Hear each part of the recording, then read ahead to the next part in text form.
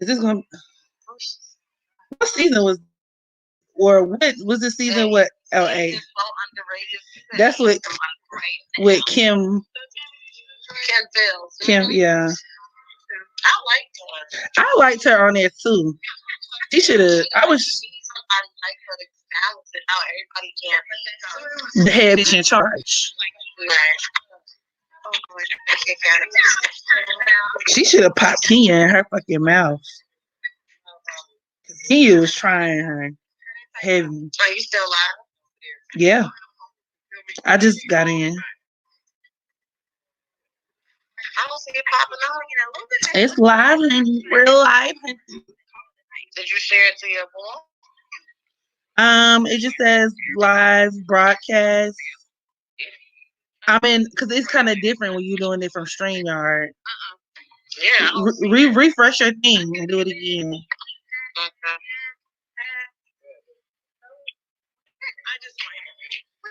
He's acting weird. What they do though? I see it now. 2 people watching. Yeah. Hey y'all.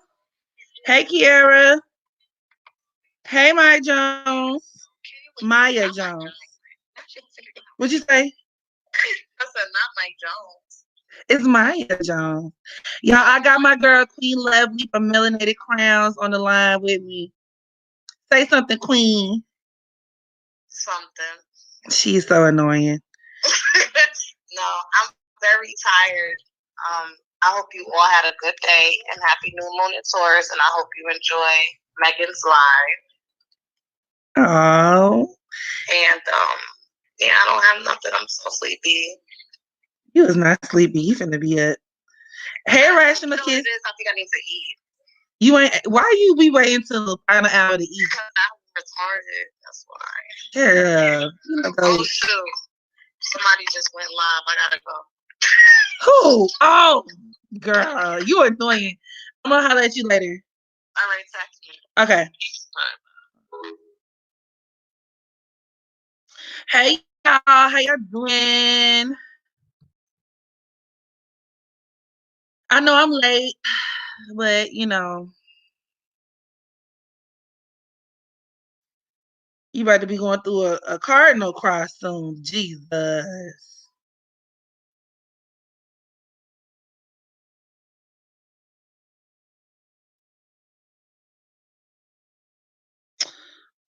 Oh, you have a fixed grand cross. Hey, Rendezvous Sunrise.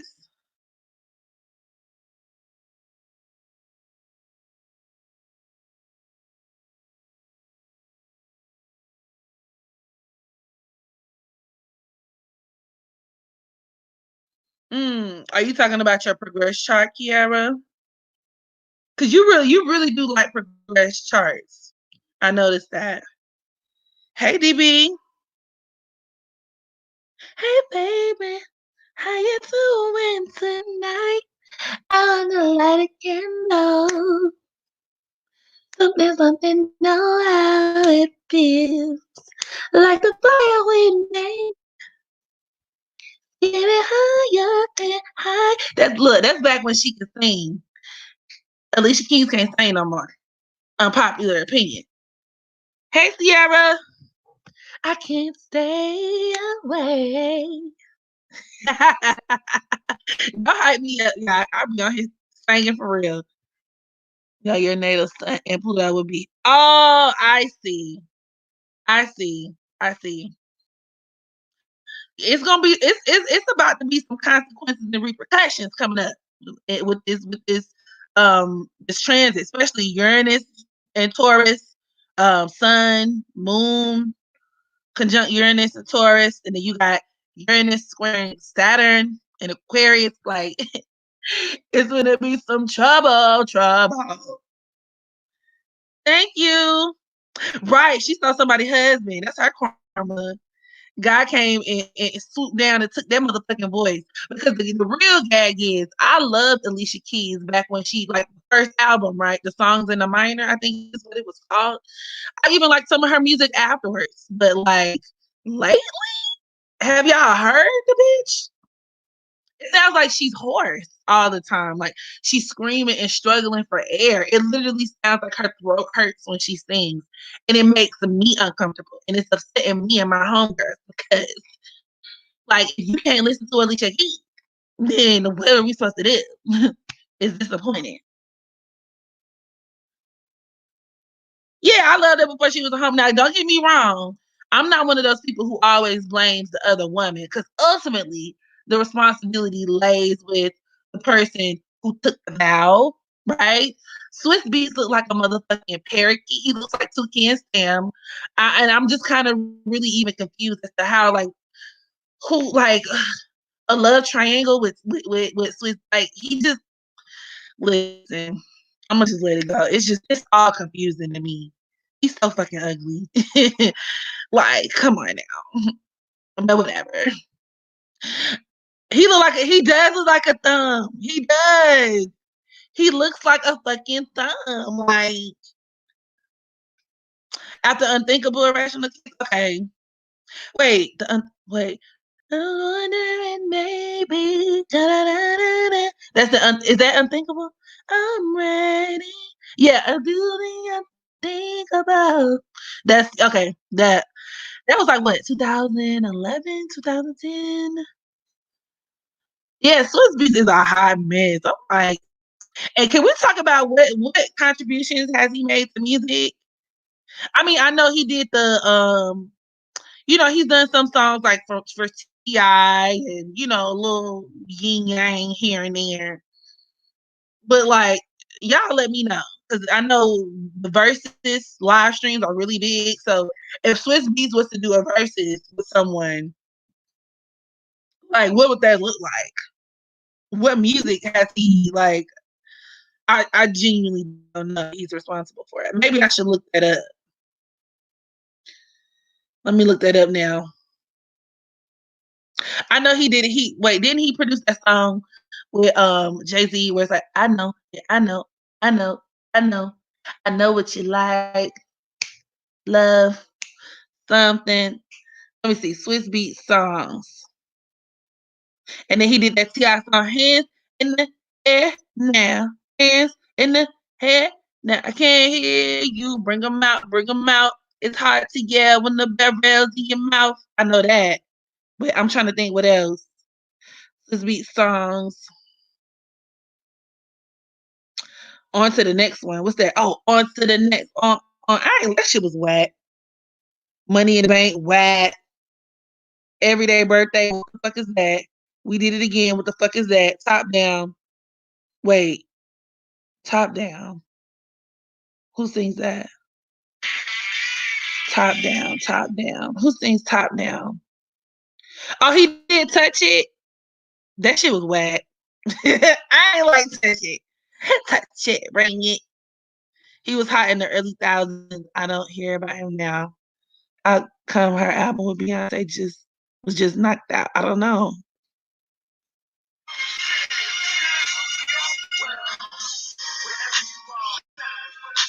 Oh shit! I'm not gonna get no copyright over this. This shit is whack as hell. I just I'm looking at some of this stuff and I'm not impressed, y'all. Bust Your Guns, Poison, Going Delirious. I'm not impressed.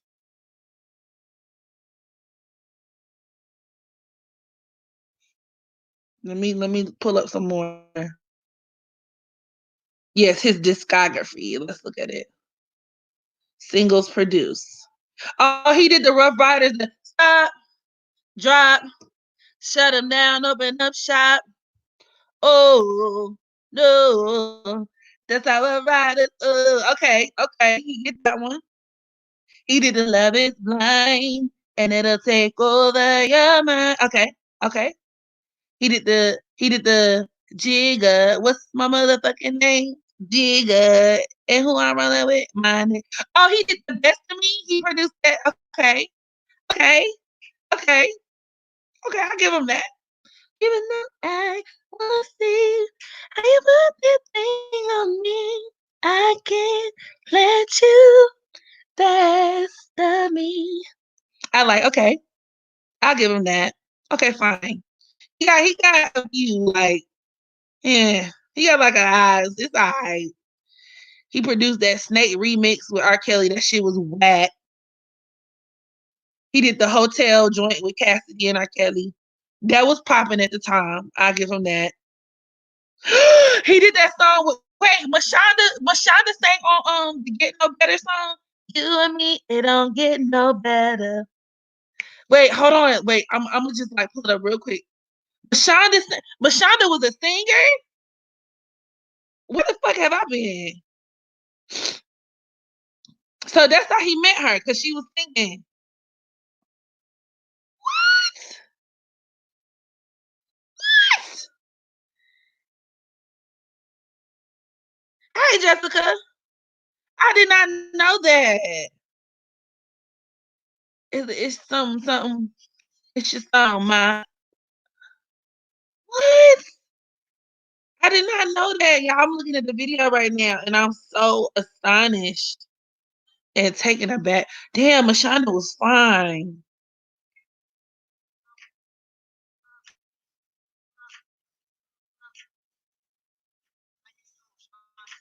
Cassidy used to be cute too. Now he look like a damn.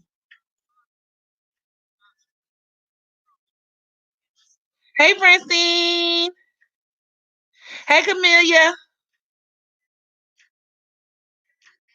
My IG is, hold on. I'm gonna give you my new one, Jupiter's pen. I just created like literally 3-4 days ago. So I'm gonna put it in the chat. He was in a, oh damn, I feel bad. I didn't know he was in a car accident. Okay, sorry. Feel bad.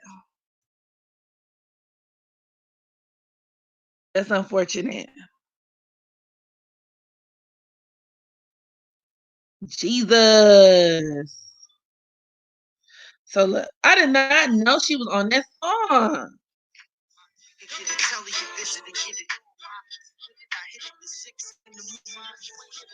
I'm just trying to hurry up and get to the. Okay, I ain't trying to get no copyright, especially not over no fucking Cassidy. um. Okay, I know he did the bring him out. He did the set it off. Set it off. How that go? Set it off. Set it off. Oh, he did the I'm a hustler. I'm a hustler. Okay, didn't know that.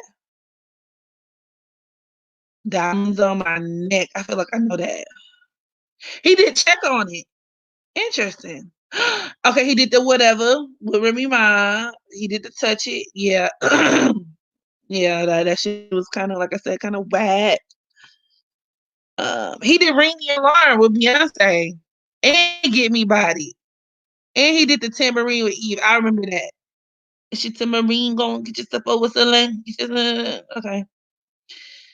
Okay, he did the Blow Your Mind. Okay, I don't know that. Now that you got it. I don't know what that means. But like, I don't know what that is. I do with Lil Jon. I don't know that. He did the train. I Can Transform You with Chris Brown. On to the next one. Yeah, I remember he did the You Fancy, huh? You Fancy, huh?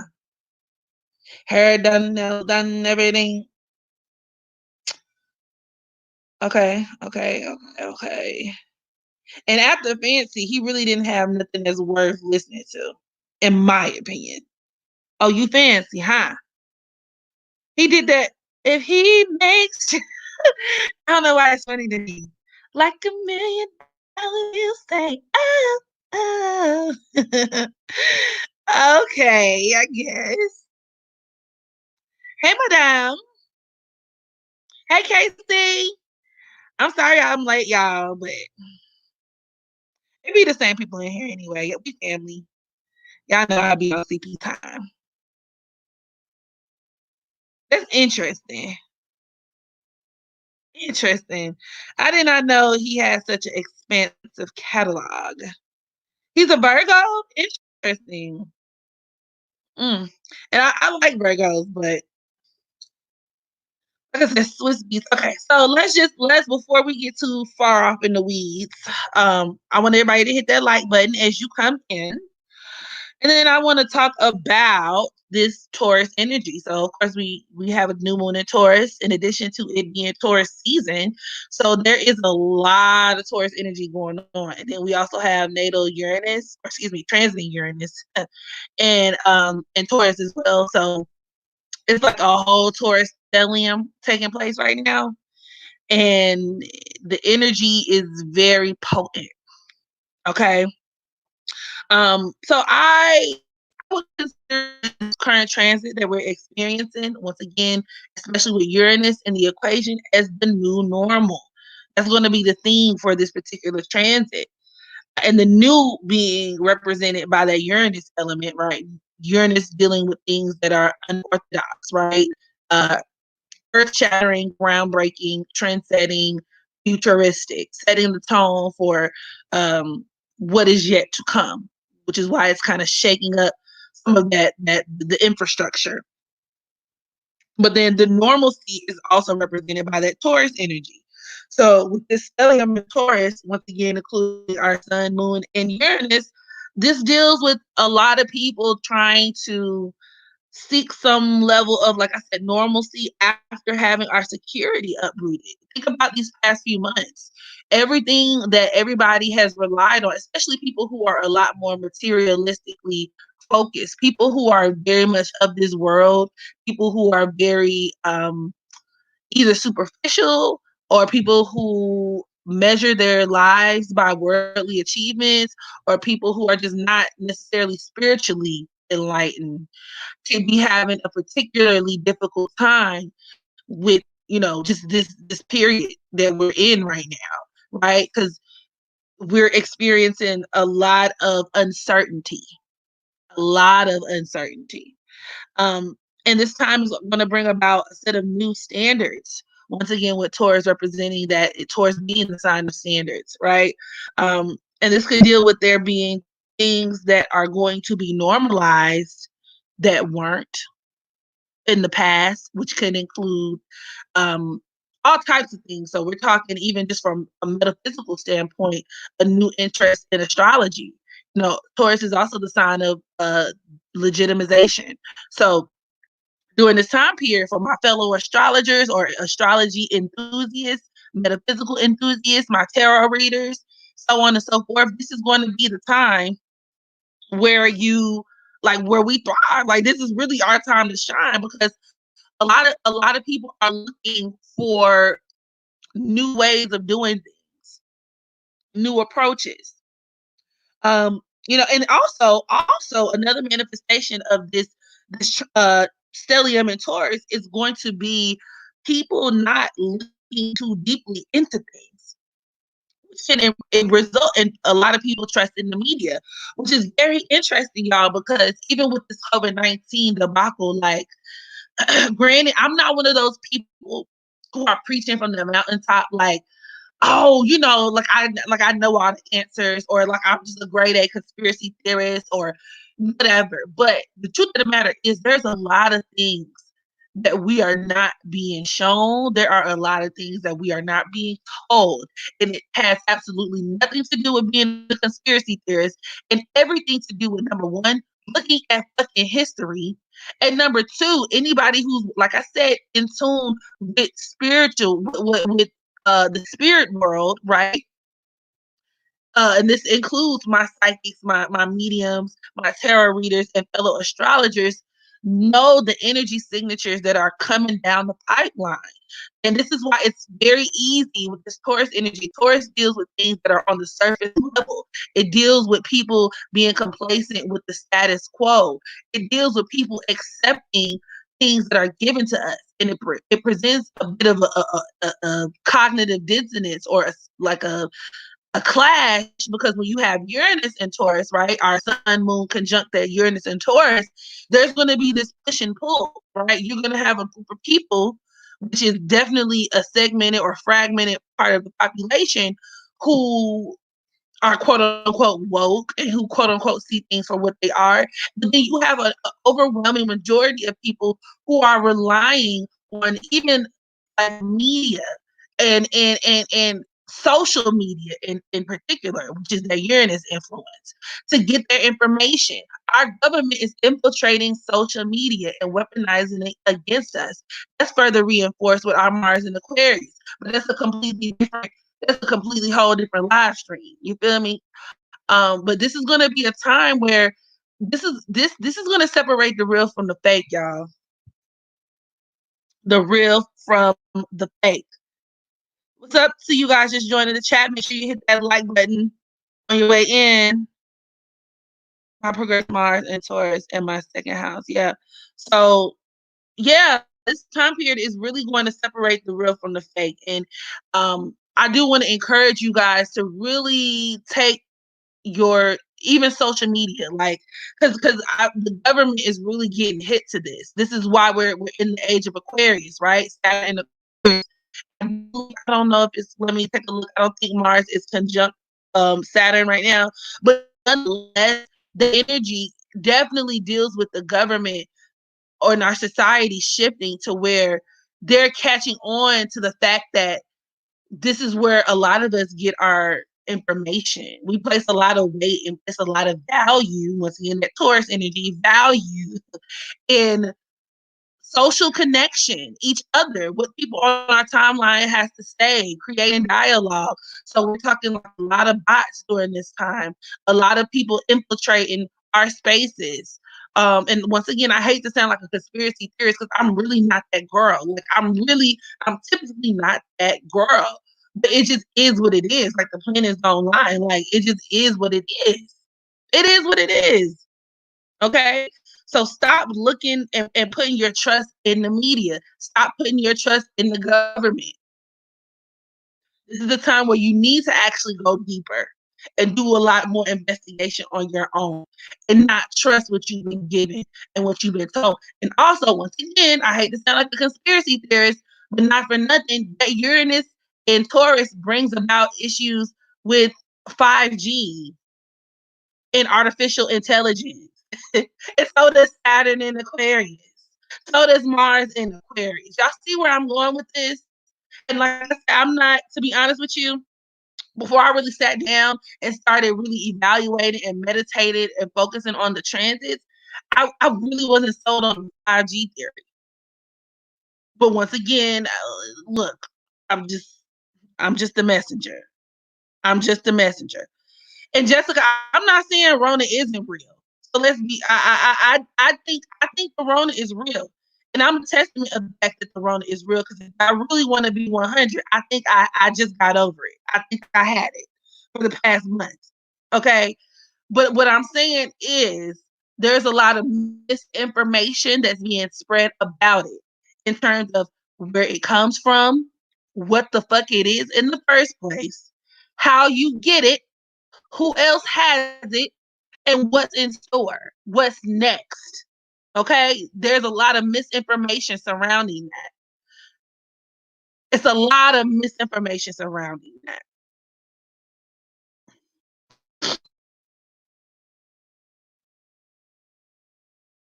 But so let me go ahead and finish what I have outlined, and then I'm gonna hop back in the chat. So this is a time where we all should really be making ourselves comfortable. Like I said, this new transit is all about the new normal. So now that we've had this kind of, I guess you could say, awakening moment, right, where the veil is being pulled back, people are going to be focusing a lot of attention on making themselves at home and trying to scrambling to find some level of normalcy, some level of safety and security. Okay. And this can manifest, and I saw somebody in the chat saying this, I think it was Jessica, decorating the home. This could be a great way to channel that new moon energy. Gardening, spending time in nature. I mean, like I said, just in general, because the T is with Uranus being such a slow moving planet, this is gonna be a transit that we experience all the way up until 2026, I believe. So all of the slower, or excuse me, faster moving planetary bodies like the Sun, Moon, Mercury, Venus, Mars, maybe Jupiter, are going to activate that Uranus and Taurus energy. Okay. So effectively, this is going to be a theme that really could apply well after the new moon in Taurus. But with our new moon in Taurus, and then of course the sun in Taurus, and this being Taurus season, sun, moon, Uranus conjunct, it's really going to, I guess you could say these are going to be very like strongly felt themes that everybody can kind of tap into energetically. So yeah, gardening, spending time in nature, buying crystals, investing in smell goods, take a bath, take a spiritual bath, get you some oils. This is the time to indulge. Now be mindful of overindulgence, because that is the negative manifestation of that Taurus energy. But you know, engaging in pleasures of the senses, spoiling yourself. Also, with that Uranus and Taurus, this could even deal with people tweaking their diet. Um, a lot of people could be experimenting with going vegan or vegetarian during this time, which firsthand I can attest to because I have been on a journey to eliminate my meat consumption. And I know a lot of people have as well. Radiation could be something that really affects people on like a health level. So really getting down and getting back connected with nature, which could include subscribing to like a lot of holistic remedies. Okay, which I do see a lot of people doing. That's a great way to channel this energy, not just the new moon in Taurus or sun in Taurus, but like I said, with Uranus, transit Uranus in Taurus as well. You're gonna see a lot of people. I see a lot of people selling sea moss on my timeline on social media, right? I'm taking turmeric pills, and I use like, what is it, mullein extract, and different type of roots and herbs, and people are there's ultimately going to be a strong mistrust of our government, our medical system, which there absolutely should be, because once again, with this Uranus energy at play, with this Mars and Aquarius energy at play, with Saturn in Aquarius, they're experimenting on us like we're some fucking lab rats. They're experimenting on us. You're a vegan, Adrian? Yeah, lots of spinach. Exactly. Exactly. Oh, my baby just woke up. She came down to the party, y'all. Hold on. You okay?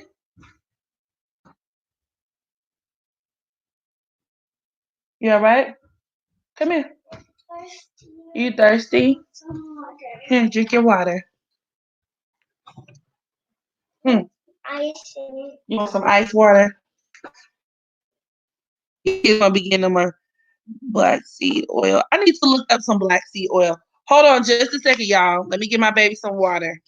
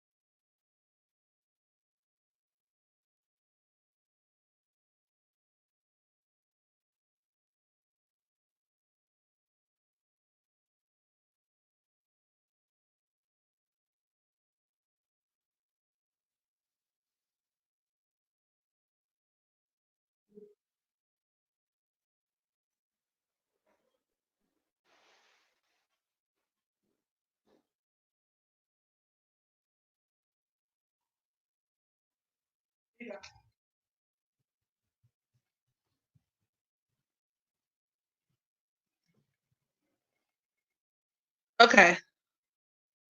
Hey, Lilith, the sound's right here. I just had to give my baby some water. Y'all had to step away. You want to say, hey, Astro family? No, she shook her head no. So here's your water. Okay. Hey, Marilyn. So yeah, I apologize about that. But yeah, so we need to really get acquainted with self-sufficiency during this time, taking care of ourselves in every way imaginable. So like I said, a lot of people could be tweaking their diet. Vegans, vegetarians, pescatarians could be making, that type of way of eating could be making a resurgence during this time. And people living more organically and holistically. And like I said, just getting back in touch with Mother Earth. Even if you take a look at what's been happening, because I know I've seen a lot of reports about, nature kind of thriving since the quarantine has been going on, right? Pollution dropping drastically. Also, with this Uranus element, that Uranus and Taurus, we're going to see a rise of a lot of socialistic programs, unstable economy, and that's also reinforced with that Uranus squaring our Saturn in Aquarius. That deals with a lot of the chaos and upheavals going on with the checks, people getting their stimulus checks or not, because some people still haven't received them. There's going to be a lot of uncertainty in regards to more people getting laid off. I think they said about 10 million or 20 million or something like that. People are officially unemployed at this moment in time. So the whole infrastructure of the way our government is working is going to have to be rewired, redone. And a lot of it is going to be done by way of technology. So I cannot stress this enough. There is going to be a very pivotal role technology plays in what's coming up. And not only in the sense of like, okay, governmental affairs and whatever, but like I said, even warfare, technology warfare. So just be mindful of what you're taking in, even on YouTube. I know YouTube has certain restrictions on stuff, and Facebook, they're snatching down certain pages, deciding who's quote unquote fake news and who's not. So I just really would urge people to think for yourself. Think for yourself, please. Think for yourself. During this time, there's also going to be a lot of focus on agriculture, because don't be surprised when you see a lot of droughts taking place. Okay, droughts and famine, food shortages, which have already been in effect. Because I know a lot of people who've talked about going to the grocery store and they can't find certain items. Right, a lot of different stores are having like limited items, or if you go to a restaurant or your takeout place, have a very limited menu.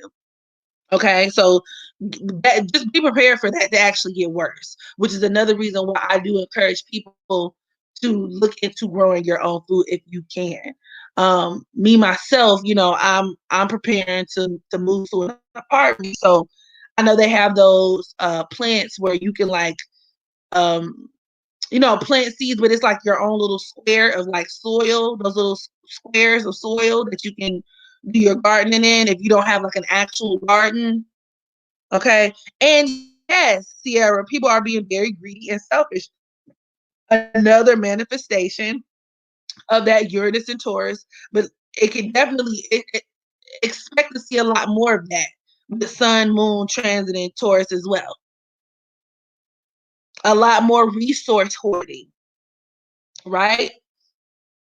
A lot more, especially as things go into scarcity. Because anytime there's a level of scarcity, people panic, people freak out, right? Also, there could be and the whole concept of growing your own food could be indicated with the Uranus influence, because Uranus does deal with like doing things independently.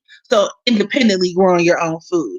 But also, in addition to that, look forward to inventions, practical inventions. The last time, and I guess we can do this after I finish, what I have outlined. We can look at the last time Uranus was transiting through Taurus.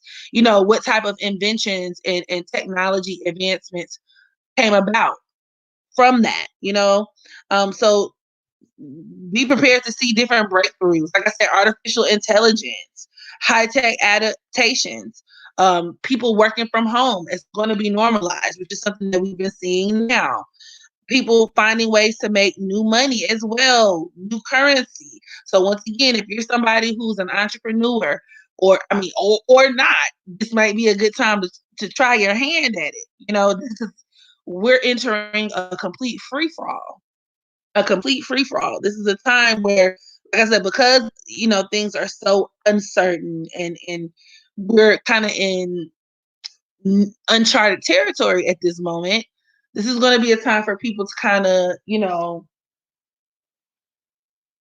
take matters into their own hands in that regard. Okay. And then that's also reinforced with, like I said, Moon squaring Saturn, Sun squaring Saturn as well. But I definitely know the Taurus Moon squaring Saturn in Aquarius. This could also deal with there being a normalization of perversion, and so, which is very interesting, because I know a lot of people have been talking about, the pedophilia ring that's been taking place within the government, another manifestation of that Saturn in Aquarius. Be prepared for all of that shit to come to a head as well during this time. There ultimately is going to be a warfare between the old and new. So I'm about to sell. Come here. Want to lay down? Yes, Mom. You go back upstairs. Or you want me to take you in? I want to sleep here. You want to sleep here? Mm-hmm.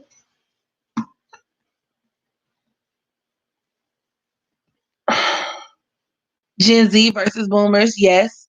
That type of clash between the old and new, but even just from a sense of like a structure standpoint. So the old government, old society, and I guess you could relate that back to older people, because older people are more invested and more attached to the old society and old ways of doing things, right? These are people who are definitely conformers. These are the people who definitely embody that Taurus energy. People who rely on mainstream media, who feel like, oh, our government would never lie. Our government would never. I'm finna go turn on, MSNBC, or I'm finna go watch Fox News, or I'm finna go watch CNN. Oh, and I said that's the boomers, but some Generation X individuals as well. People who aren't really too adept at thinking outside of the box, unfortunately.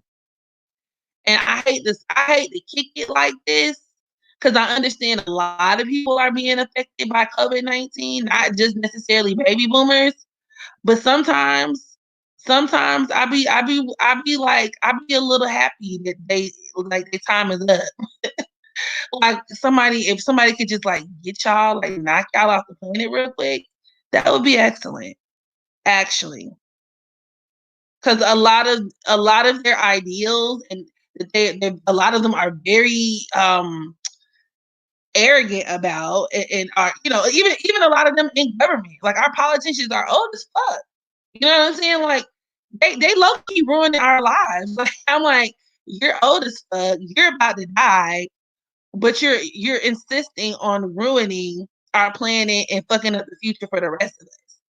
Yeah, you need to go ahead and log out for me. Go ahead and log out of life for me.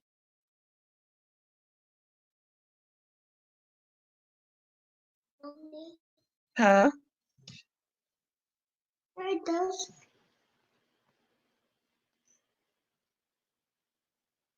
What are those people, Mom? It's the Astro family. You want to say, hey, Astro family? Go ahead. Astro family. Say it again. Say, you got to get closer to the mic. And say it again. Hey, Astro family. My baby said, hey, Astro family, guys. Even though you should be sleeping. Oh, they say, hey. You see, look.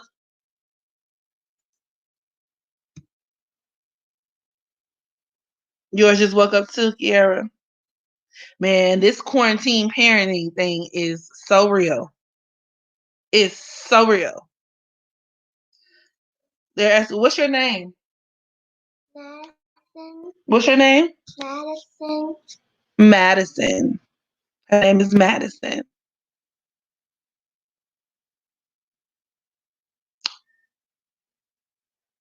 And she has the same sun moon combinations as 50 Cent. Help me. Help me, please. Nigga. That's my baby. But it's past your bedtime. You need to go to sleep.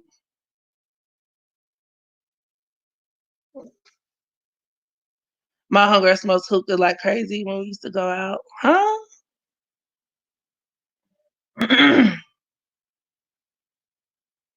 Thank you guys. Yes, she gonna be on somebody somewhere roasting. I mean, and children embody more of their moon sign than anything else. So like anybody who's raised a little baby Gemini knows it's just check on the parents who are raising baby Geminis. We are not okay. Oh my God. Yes, it's a constant battle, Marilyn. You can't tell her she's not the queen. And so honest. Oh my! And children are just honest in general. You can always count on children to tell you the truth, but then old people as well. But like children with very strong Gemini placements, Sagittarius children too.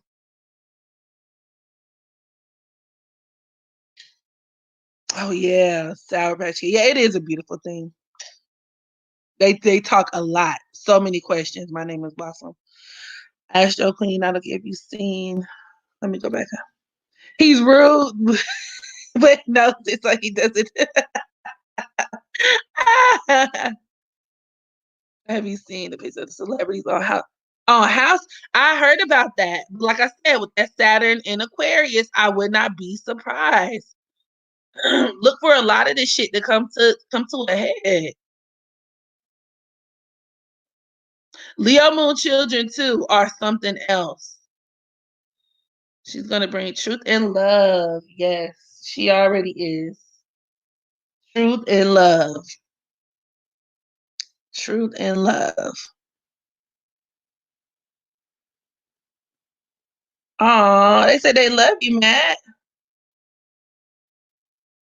She just looking. She's trying to be shy, but she's tired too though. Go to sleep. Go back to sleep.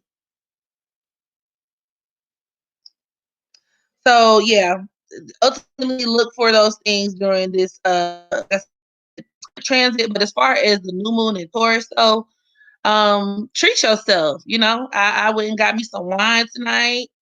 I kind of veered a little bit from my eating regimen, so I kind of allowed myself to splurge a little bit. I'm gonna get back on point tomorrow, right? Because you don't want to overdo it. I'm gonna take a bath and put me some oils in it and some smell goods. Pisces, she's a Cancer sun, Pisces moon.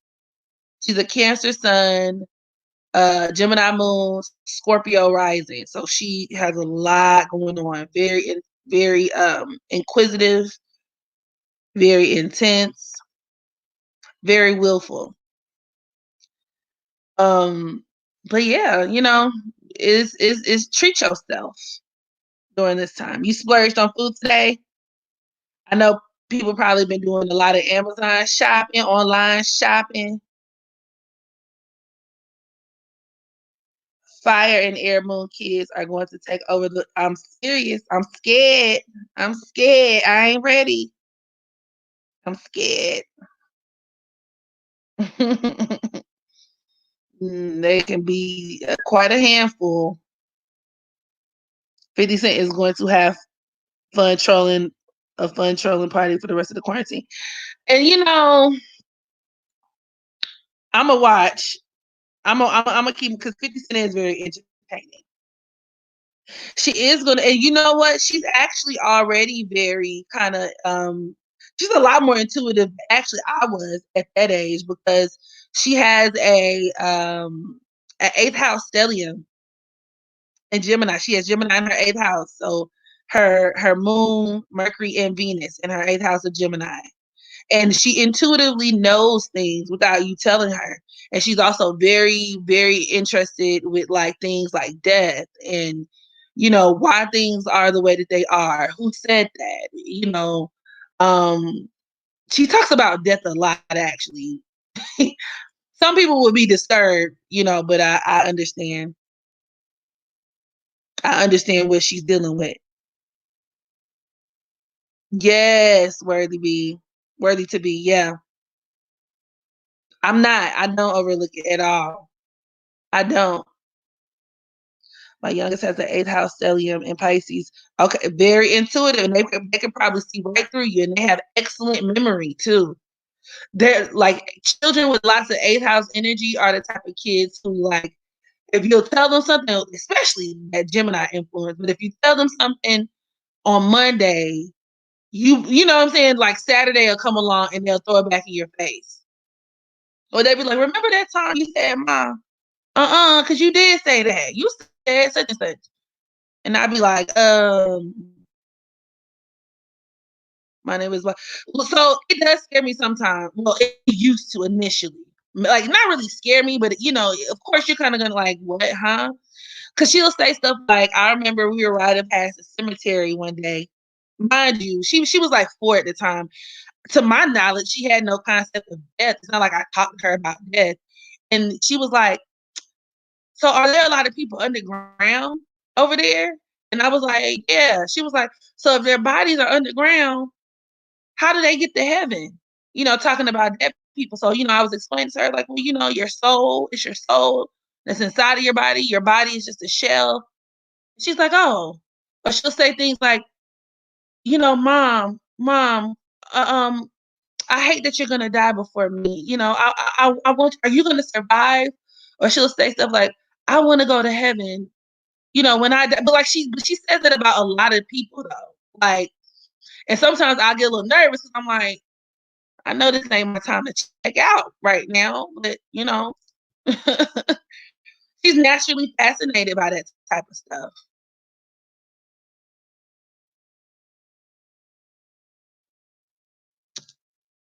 I think she could. Like I said, that Gemini eighth house stellium definitely points towards somebody who is adept to learning. And I know that her eighth house moon definitely deals with me being into the occult and whatnot. And then she also has her sun. Her sun is conjunct her Jupiter in her ninth house of Cancer, which gives her a very strong ancestral connection. And I know she got that from me because I'm a Cancer South Node, and I have very strong ancestral connection as well. But I feel like with her, she's going to be she's a lot more. My daughter's a lot more spiritually advanced than I am. A lot more. She's very psychic.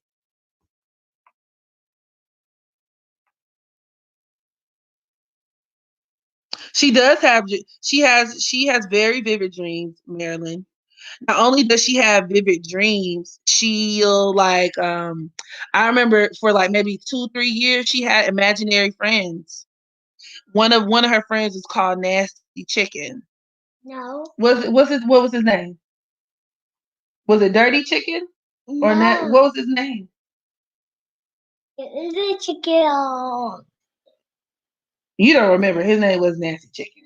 No, it wasn't. Okay, so what's your friend's name? It was another name.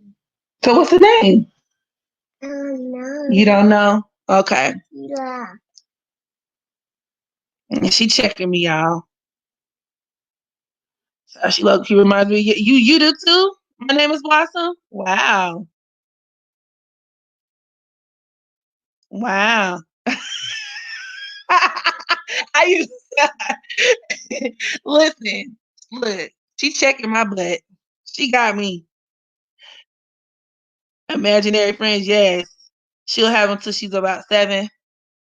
Yeah, imaginary friends or oh, she'll have these really bad night terrors where like she'll wake up I'm sorry I'm telling all your business, baby. She'll wake up screaming. Like I said, she is very intuitive. And I remember one time because I have issues that I've been dealing with. And I remember I had like a really bad episode, health wise. I had some really bad health issues. And my mother was keeping her at the time. It was maybe about a week. And she was too young to really know any better. So it's not like I had told her anything. It's not like my family had told her anything. But one day I was talking to my mom and I was just having a horrible day. She was like, Mom, it's gonna be okay, Mom, it's okay, I love you, and I was just like, it was just so eerie, so eerie. She is very psychic. Right. That's not his name, Mom. Excuse me. Yeah, her Chiron is in Pisces. She's a part of that generation.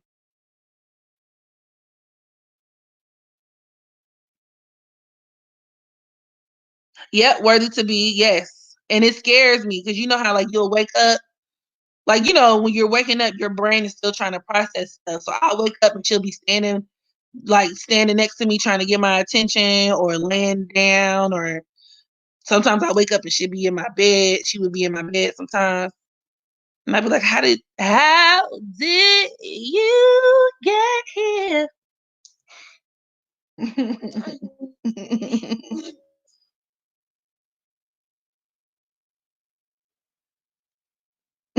Okay. I'ma have her, yes. Y'all gonna have to get a couple readings. But she'll be the type of reader to hurt your feelings though, y'all, because she holds no punches. What did she tell me? What did you say, Maddie? What? She told me I needed to get a man. Like my 5-year-old tells me that my 5-year-old, your love life is trash when your 5-year-old is telling you that you need a man, that you need. She's like, why can't you meet people? Why don't you? Why haven't you met somebody that you liked? I remember we went to Walmart one day. She said, Mom, there are dads everywhere. Why can't you just pick one? I'm like, Maddie, it's not that simple. It's not that simple. What other places can be intuitive or placements can be intuitive? I always say you got to look at the water houses. So the fourth house, people with like prominent energy or planets in the fourth house, eighth house, and 12th house. Very psychic. And subsequently, a lot of people with heavy placements in the fourth, eighth, and 12th house also have issues with mental health or emotional issues. And I guess this is a different video for a different day, but I really do feel like there's a very strong correlation between like what we know in the human world to be like mental health problems and spiritual. Like there are always spiritual components to those things. Even people who have schizophrenia or something. That's 12th house energy all day long. Yes, Jessica, we throwing the most shade. She reminds me of a girl in the day I used to work in.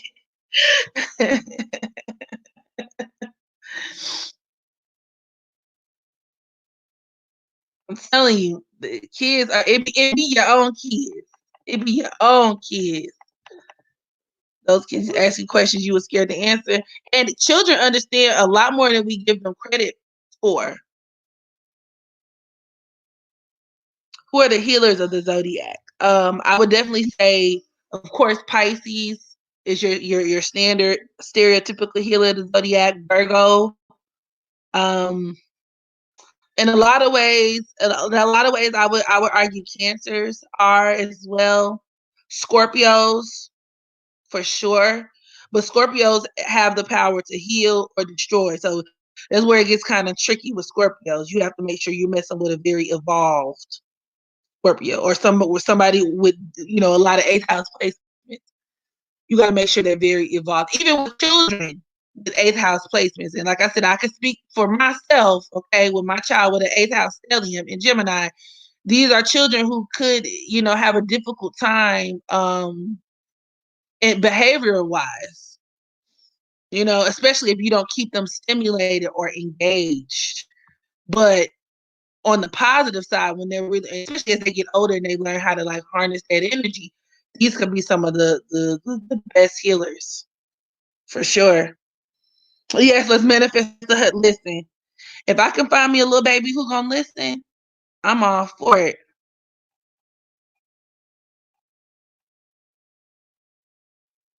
Moon 12th house moons, yes, yes. 10th house, well, 10th house moons are, I wouldn't necessarily call them the healers of the zodiac, but there is something to be said about having a 10th house moon because it can make a person very ambitious. So, whatever your life path is, a lot of these people are very ambitious, of course, depending on the sign, right? But very ambitious, very focused on um, manifesting their own sense of destiny, and they could potentially be of service to people in that regards. But it's more so from a material standpoint, not necessarily like a spiritual standpoint. What will a Scorpio descendant with Pluto and Sag in the seventh house attract? Um, Scorpio ascendant, Sagittarius, Pluto in the seventh house.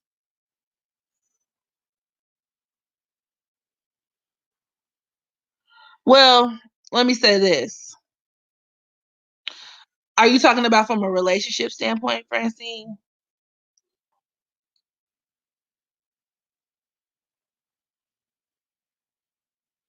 You said Scorpio descendant. Okay.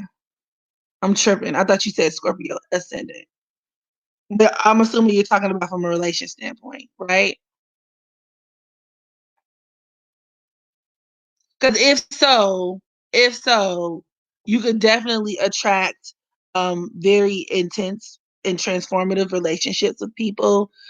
You could attract people who are either on one spectrum or the other. So people who seek to possess you, people who seek to, maybe even people who are obsessed with you on a certain level. I know a lot of people who with Scorpio on the descendant do attract stalkers and stuff. People who, like I said, are obsessed with you, like those very strong, kind of low key, destructive relationships. But with that Pluto Sagittarian energy, it could also be destructive in the sense of um, recklessness, irresponsibility, promiscuity. I noticed a lot of these people, especially even with that Scorpio energy there too, a lot of these people, especially earlier on in life, could explore a lot of their surroundings using their bodies and their sexuality. So that's something to be mindful of.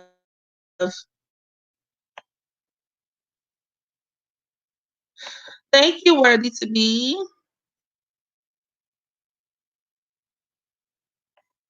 What men do Moon 10th house women attract? Well, you would better understand the type of men you would attract by looking at your sun and your Mars placement. You're a Pisces sun and moon. I bet you do Pisces moon. That's a whole lot of. You guys are heck of, and with that Pisces influence, anybody with a lot of 12th house energy or Pisces energy are very sensitive when it comes to like chemicals and stuff. So like mind altering substances like drugs and alcohol. I actually would strongly disadvise you guys to partake in stuff like that.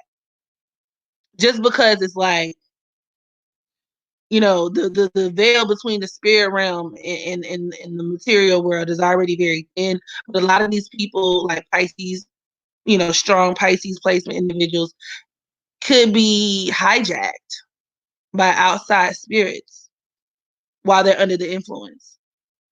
I mean, it's the reason why you go to the liquor store and they call it spirits, right?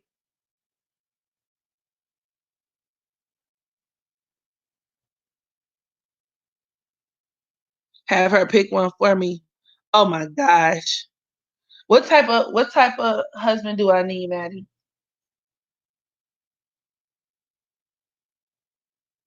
Uh, You gotta say it out loud. What type of husband do I need? I don't know. You don't know? So how you expect me to find one if you don't even know what I'm supposed to be looking for? Um, I just found one. But what is he supposed to be like? What he supposed to look like? I don't know. Whatever you see. Whatever I say, I'm supposed to take anybody? Don't do that, Maddie. That's whack. You're not supposed to take just anybody. You need standards. Understand? You don't take just the first person in front of you. You have to make sure they deserve you. Got it? Why? Because you're special. Okay.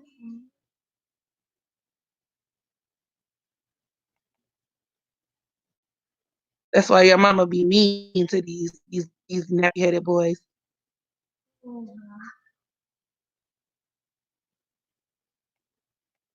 A rich one. Come on, Jessica. I know for a fact I need a Capricorn man with a Pisces moon. Just in case y'all ain't. I have things I would do much into the future. Wow. Now, are you a part of the occult community, Pisces moon? Like, do you practice tarot, or like are you tapped into like mediumship or anything like that?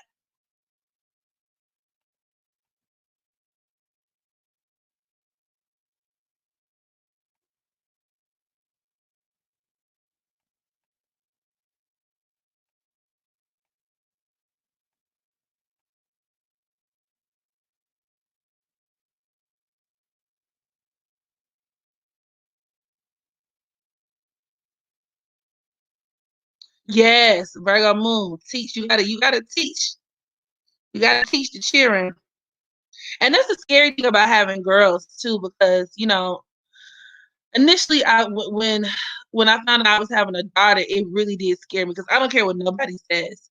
I mean, children are our karma ultimately. That's why especially when I do readings on people's charts, I can always tell whether we're supposed to have children in this lifetime and how burdensome parenthood, motherhood is going to be, or fatherhood is going to be for you in this life. But um, especially with me being a Cancer South Node, I got a lot of past life karma with women and girls. So it was kind of scary to me because being a mother to a daughter forces you to be a certain type of way, as opposed to women who have sons. Not to say that your job as a mother is less important.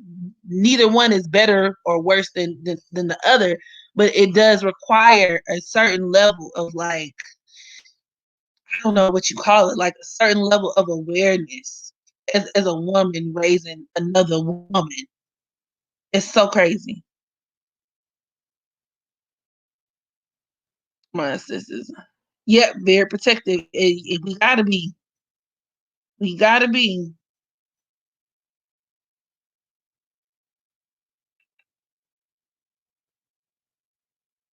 Your mom's a Virgo moon rendezvous.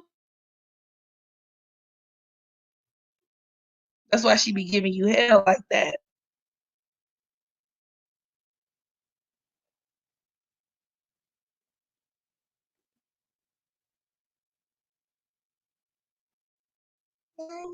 Hmm.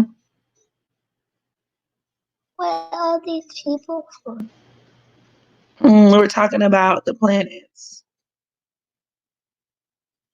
Mommy, can I go to bed now? Yeah, go to bed. You're supposed to be in the bed right now. I'm a for children. For some reason, I always end up working with them. I don't really like kids like that. I like my kid. Like, I love my kid, but outside of my kid, I don't really care for kids.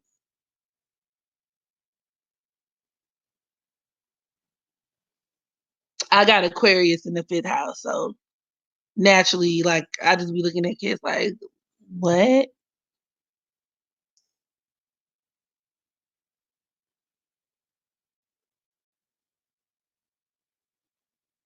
You were teaching your son tarot cards. What did he think about it? Like, did he take to him?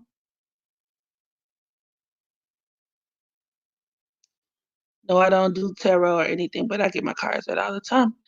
I don't know. Maybe depending on some of your other placements, maybe you should. Even if you're just reading for yourself, Pisces moon, if you're that intuitive.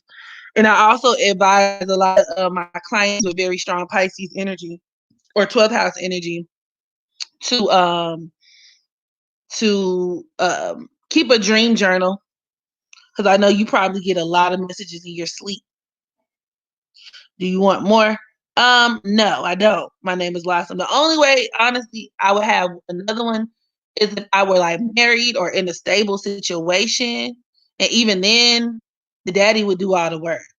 Like I'm maxed out in the parenthood department. So if I were to have another one, number one, I would be married. Number two, I would be a weak parent only. Me and Maddie finna come pick. Oh, hey, little baby, pick them up on the weekend. I ain't got time to be like, if you're doing it right, there is. I mean, parenting doesn't come with an instruction manual, but if you take it seriously, it's a lot that goes into. You're raising a whole human. And the way my mind works, I just be so paranoid. Like, you don't want to raise a child that has to spend the rest of their life recovering from stuff that you did. Like, I'm like, oh my God, I don't want to F this up. And maybe that's just my Virgo moon overthinking stuff, but I'm just like, I don't want to F this up. I don't want to mess this up. I don't want to, like, so it just, you want to make sure you raise a well-rounded, well-developed human being. And that's not always easy because of life. You got issues. We got issues. There's stuff going on. We got our own hopes and dreams, but then you want to make sure, as a parent, you put yourself in a position where your needs don't come first. Like, I mean, being a parent is hard, and being a single mom is hard. It's harder. So I really don't want no more kids. But if I do have another one, like I said, I'm gonna be like a semi absentee parent. I'm not even gonna lie about that. Like, the dad is gonna do most of the work, and he's gonna have to be okay with it. Like, if it's a girl, he's doing their hair. If it's a boy, he cutting hair, changing clothes, getting up, feeding, diapers, all of that. Me and Maddie will pop up when we pop up with some toys, and then we're gonna go on about our business. I love babies at the day. I love little babies too, Sierra. I will say I love little babies. I love little babies. I love little babies. But yeah, when they start walking and talking and like, why, man, I'll be like, listen, you gotta go on somewhere with that, bro. You don't pay no bills. You don't get to ask me all the questions, bro. And if I did have another one, it would just be one. That's it. How many kids you want, Marilyn?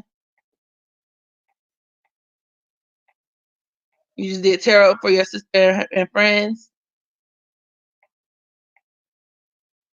Cancer in the sixth house could be. I also noticed a lot of people with Leo placements, so like maybe like Leo in the fourth house, or if you got like a Leo Mars or something like that, Leo moons, um, Cancer Mars are real big on kids.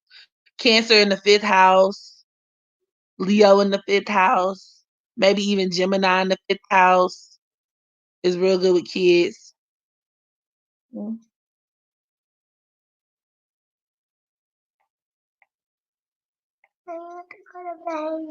Go ahead. You want me to come up there with you? You want what? Here? Go to sleep. Go.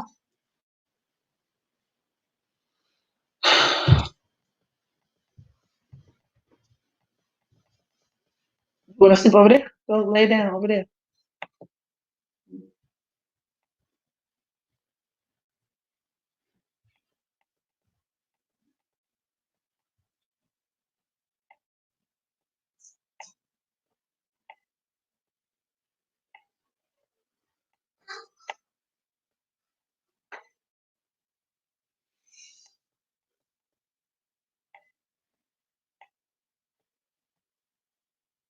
I'm trying to. I lost my place with these comments. I'm sorry.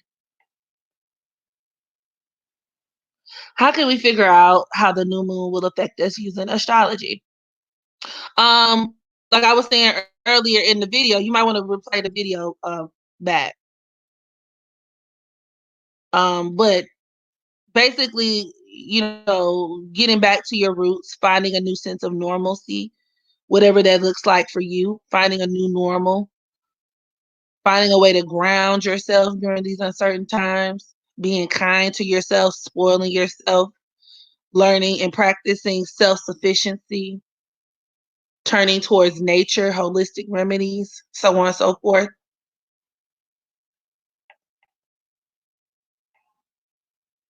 Really, Kiara? Yeah, that Virgo moon is no joke. The way our anxiety and mental health is set up is I want babies by birth because my twin sister is going to reincarnate as my oh wow. Virgo North Node prone to having children in the fourth, fifth house with Pluto square, huh?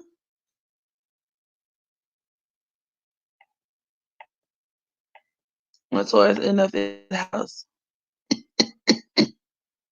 Having Taurus in the fifth house could mean that, financially you would definitely be I've seen that produce people who are very good providers for their children. Um, it could be parents who are kind of stern. They could be kind of strict parents because they have very high standards for their children, high expectations. They're very preoccupied or very concerned with their children's like overall well-being and safety. Um, and I've seen this produce people who have like girls, like their first children, like their firstborn is usually a girl. Usually, it depends. It just depends on what else is going on. Stellium, I know kids are coming. I mean, and not even just it doesn't even just have to be your children. It could deal with other people's kids. A lot of people with that strong fifth house energy are really good school teachers.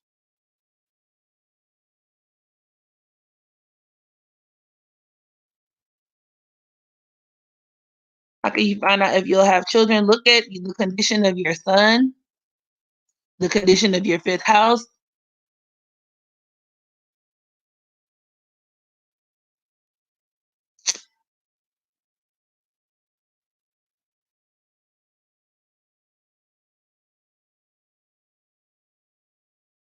What if your Pisces is in Jupiter? Then you're just really, really, really, really sensitive. Very. I know there's a lot of Jupiter Pisces people are gullible. Do you think that applies to you? Worthy to be? Dream journal is a good idea. I have a stellium in the fourth house. I had a grandmama I never met. Comes to the yeah.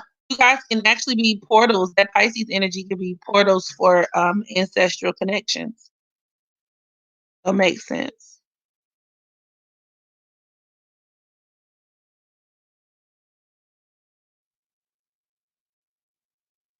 Um, Neptune and fifth could mean adoption, but Sagittarius and Jupiter also deals with adoption as well. Neptune is more so of the standpoint like of an orphan. I see that in the charts of people who are usually orphans or who maybe even have abandonment issues of their own.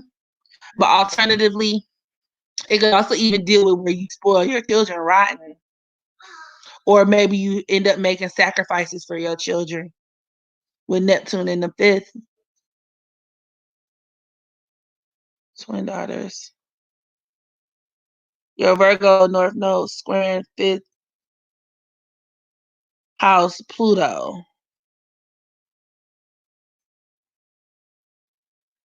That could be you could experience some health issues. Um I don't know. I'm not gonna go on a limb and say miscarriage, but you could experience some issues with your pregnancy though, Francine.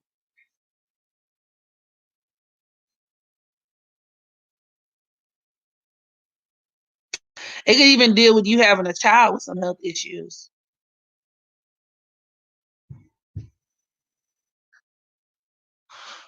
Jupiter. I'm so gullible. I mean, I think that's something Gemini stops that. Now, if your Gemini sun is square your Jupiter, that could definitely point towards mental health issues.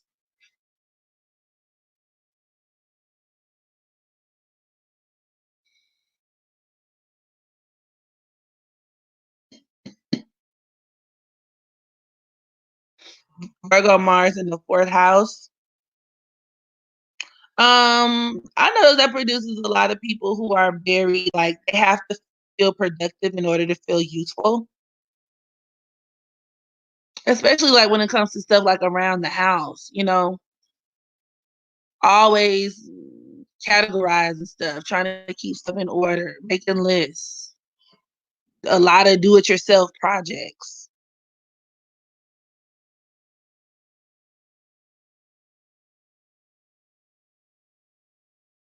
And I noticed that placement can also bring about a very strong inferiority complex too.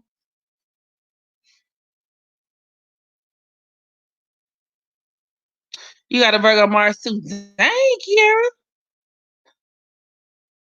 They also make good writers. That's true. Because Virgo governs the hands. Yep.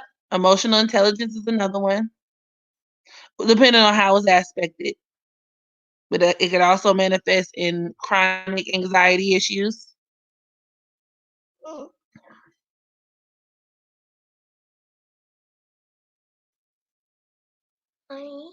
Yeah. If it's retrograde, then that kind of intensifies that energy.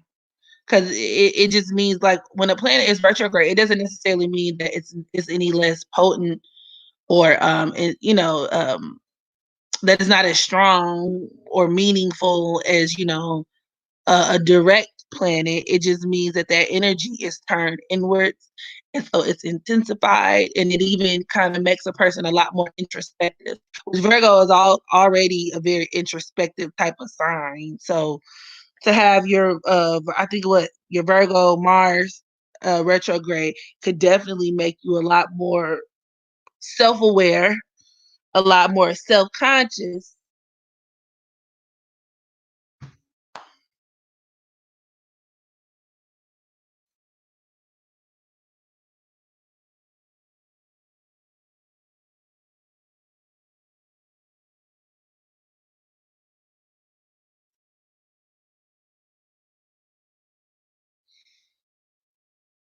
Sun in the second house of Aries. These could be people who are very original, um, very unique, but also people money wise, girl. I feel like you might could spend money like you got a hole in your pocket.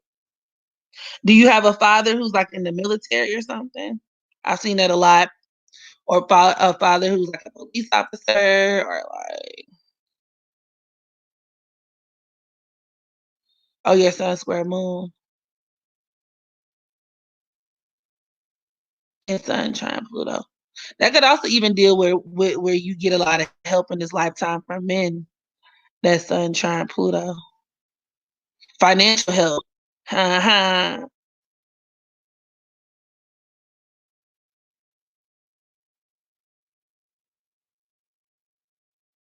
Really? Mm, that makes sense. That 12th house Saturn and Aries can produce a person who has like um, a lot of past life karma surrounding like paranoia, fear. That can experience a lot of victimization in this lifetime, feeling very isolated. They can be social outcasts, very misunderstood.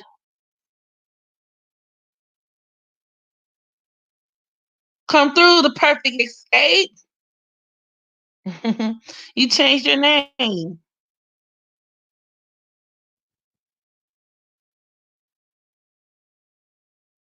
You having that Pisces Mars in the second house definitely deals with you being so connected to spirituality.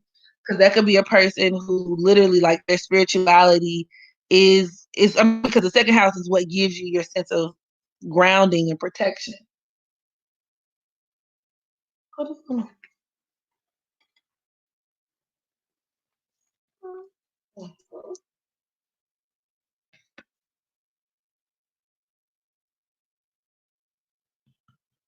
The Pluto Scorpio generation.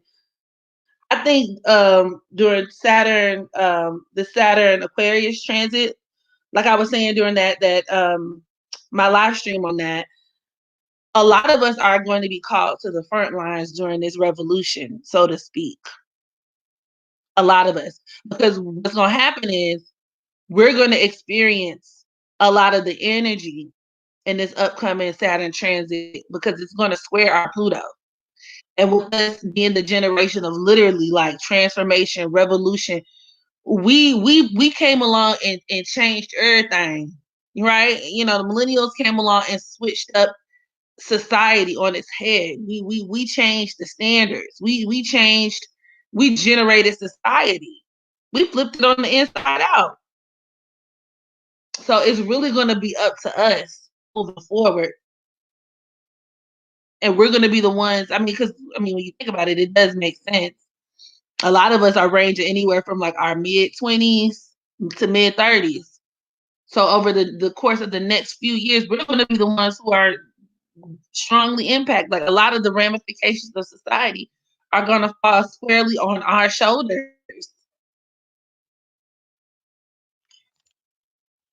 And it's all about the redistribution of power. I'm with it. I think your knowledge is me. Thank you, worthy to be. I'm honored to be able to share that with y'all.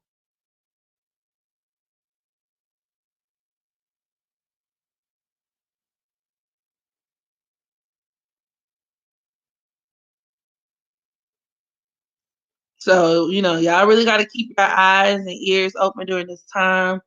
And like I said, question everything. Don't believe very little of what you see, even when it comes to social media, y'all. It also kind of points back to there being a warfare. I do believe there is a chemical warfare, biological warfare. I mean, you could even look at that with that Saturn and Aquarius. I during my last live stream, I actually took a look at the last time Saturn was in Aquarius, and that was like in what 1992. I'm sorry, baby. And during this time period, there were a lot of airborne diseases, a lot of, if you ask me, man-made diseases being made. So we got that going.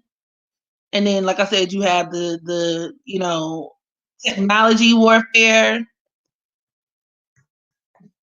the 5G. I don't care what nobody says. 5G is real. Take all the answers if I was yes. I'm that cool teacher that like all the badass kids get put out of their classrooms and they come to my class and they love me. I'm one of those teachers, Marilyn.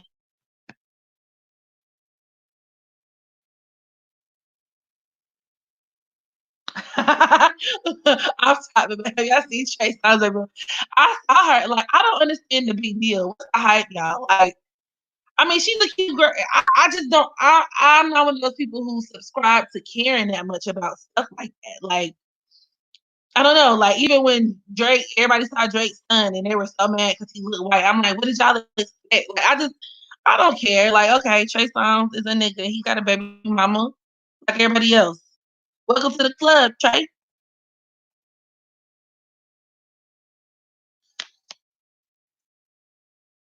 What about Venus and Taurus?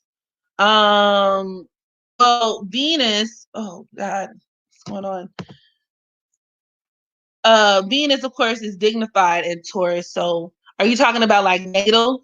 Is your natal Venus is in Taurus? Because I do believe right now, Venus is Gemini. But Venus is going to go retrograde at some point. But I don't know if it's going to go back to Taurus, though. I have to double check.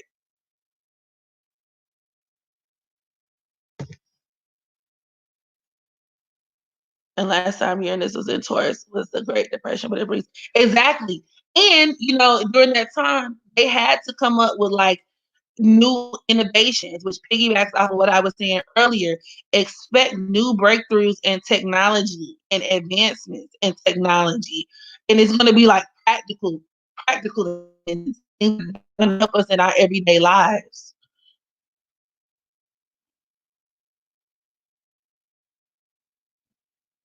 Oh, she got 600 followers on IG.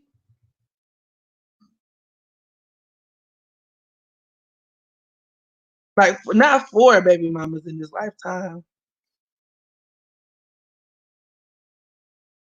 Not 4. Are you saying Gumma has his Mars in Cancer?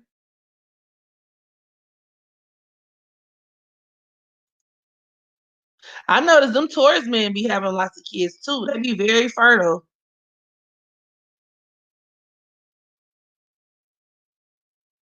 Or like he probably got like his Jupiter and Leo or something. She's a normal girl. Roddy Rich, but Roddy Rich, they said that he was on social media talking about how he don't even like black women. That's all. I'm just like, I just don't understand what these men. I don't check for none of these. Well, not none. A lot of these men, really, these black men and entertainers, and they just disappoint me because a lot of them are colorists. A lot of them are prejudiced against their own type. I don't give a damn. Mars is a Sag. Fifth house. Oh, yeah. That's a lot of kids too, though. That's a lot of kids too, though. And that also means you're a freak. Crusty colorist. Exactly. Heavy on the crusty. And his music does suck. I just got a lick out of the box. I just put a stick in the box. I did in the box. Yeah, yeah. Wavy. Like, all right. So what's next? What else do you have for me? Exactly. It's important to date outside of your race. I don't listen. I was talking to my friend about this, but she probably wouldn't understand because she's a cancer. As cancers, a lot of cancer individuals have a difficult time switching that mindset from being like, 'cause cancer deals with self-preservation, so naturally they are going to be like quick to gravitate towards people who look like them. But I was telling her, like, girl, I don't understand why black women are going to bat for black men all the time. Why we're so adamant about, like, on one hand, you'll have black men who will argue you to death about preference. Preference. It's my preference. It's his preference. I got a foreign. She a foreign. I'm dating a foreign, driving a foreign, whipping a foreign with the foreign in the foreign. But then you ask the black woman to his left, and she's like, I want a black king. I'm like, there's a disconnect, sis. We already outnumber them statistically speaking from a ratio perspective. And these niggas is not checking for you. And don't let you be dark skinned. So I'm not really understanding why we're so like timid about taking that extra step too. Like people want to teach us to be completely reliant and subservient to black men and their needs and their likeness, but we can't have no options. That don't make no sense. That don't make no type of sense.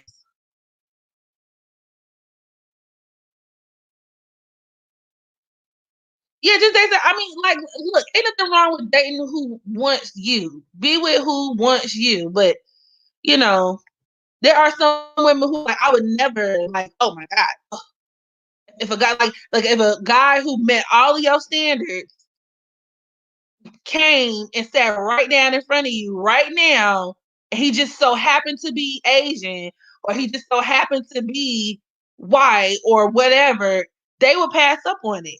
And I'm like, girl, you was a whole fool. Heavy on the food. Yeah, put down your cake. Put down the cake, black women. I know I sound like Chrissy. I like Chrissy. Sometimes I disagree with her, but sometimes she be when she right, she be right. I'm with it. I'm not with that. They condition as black women to be loyal and play mammies to them while as a collective they yes.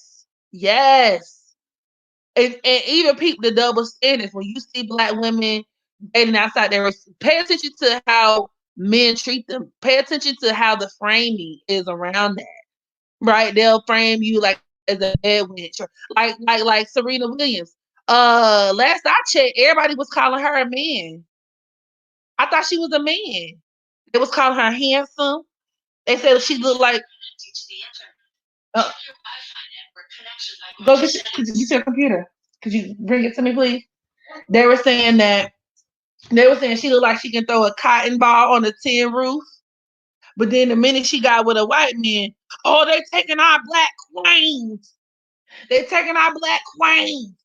She's a bad witch. She's not down. I'm like, really? Really?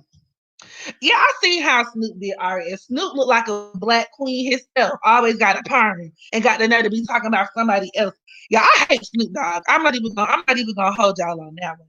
Snoop Dogg, I have a special level of disgust for Snoop Dogg. I love his music. Like I fuck with his reputation as far as musically and what he represented back in the 90s, like his music catalog. But as a person, he is trash. He's trash. They get mad with dark skinned women, date white men.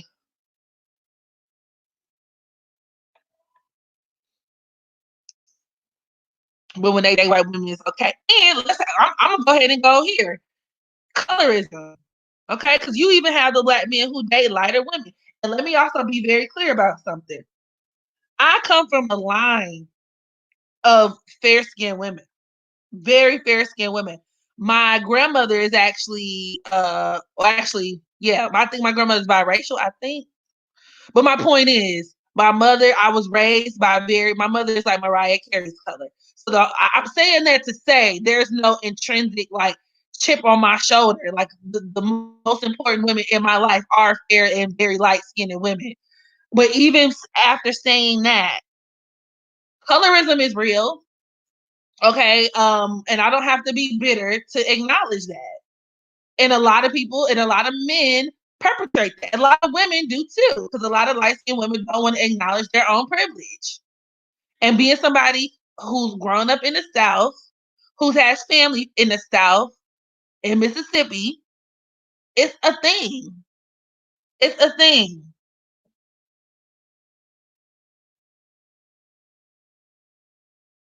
Yes, and Snoop's wife and his daughter dark skin. And that's just so weird to me. And he's sitting up here looking like somebody auntie. You ought to be ashamed of yourself. I can't even say what I want to say because my child here, y'all. Y'all know I like to cuss. I'm trying to control myself.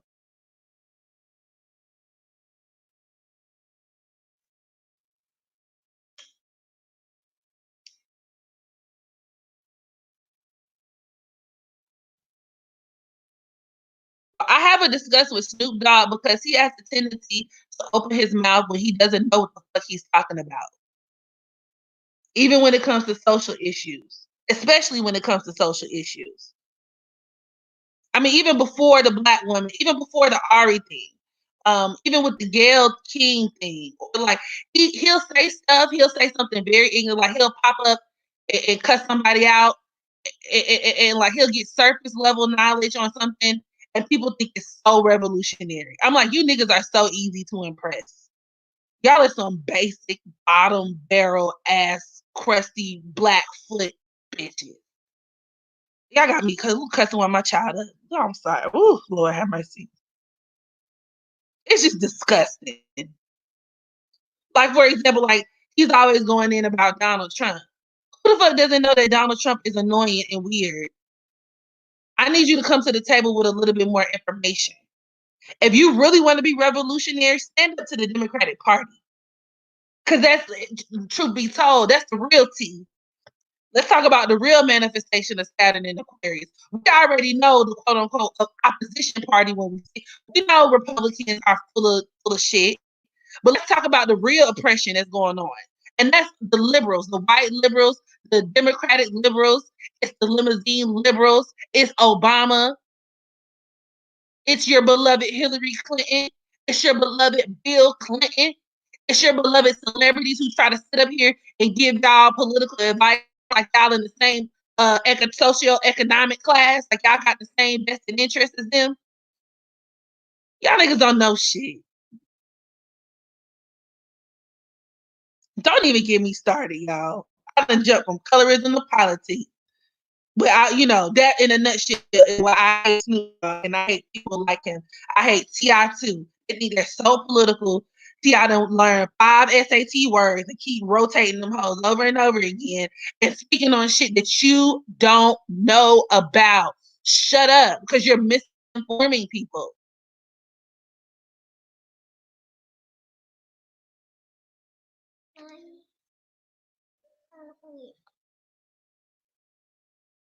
You can use my phone. You're misinforming people.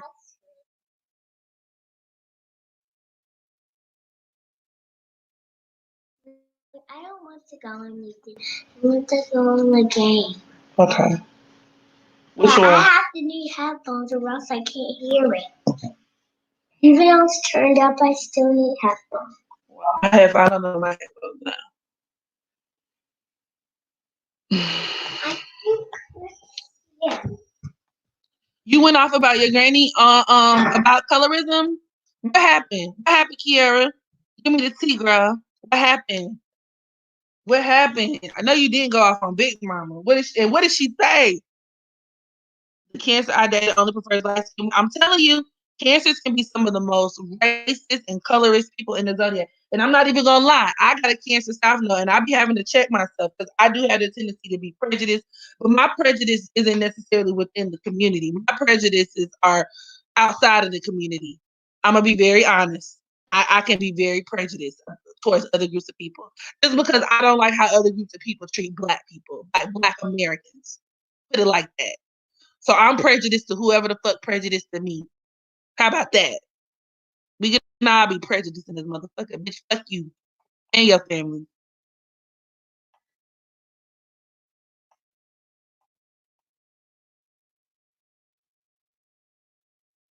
Jada Smith wants to be a dominant so bad. My youngest is brown. My oldest is light skin. Oh no. No, she doesn't. Oh wow. You know the matriarchs in the family, they don't like to be checked, honey. That's crazy. Jada Smith just presses her thing on the table. I heard somebody saying that like she leans on the table and talks really slow. Yes, I do too. Not gonna lie, my Cancer rising, I used to only date light skinned guys and my dad. Cancer moon. See, I'm telling you, Cancers can be very, very, very prejudiced. I just think for me, it never manifested in colorism because I've always kind of bore the brunt of it, like within my family, and I'm not even. I mean, I would consider myself to be brown skin, I guess, but like I've always seen it. So for me, it was more so against like outside groups of people. Like or even other Black people, but it'd be like people within the Black diaspora who are like non-Black Americans. So I do have a bias against like Nigerians, and I do have a bias against Africans, and I do have a bias against West Indians. And it's not because I feel like Black Americans are better, but it's from a standpoint I don't like the way a lot of them treat us. I feel like even let's have this conversation, y'all. Let's have it.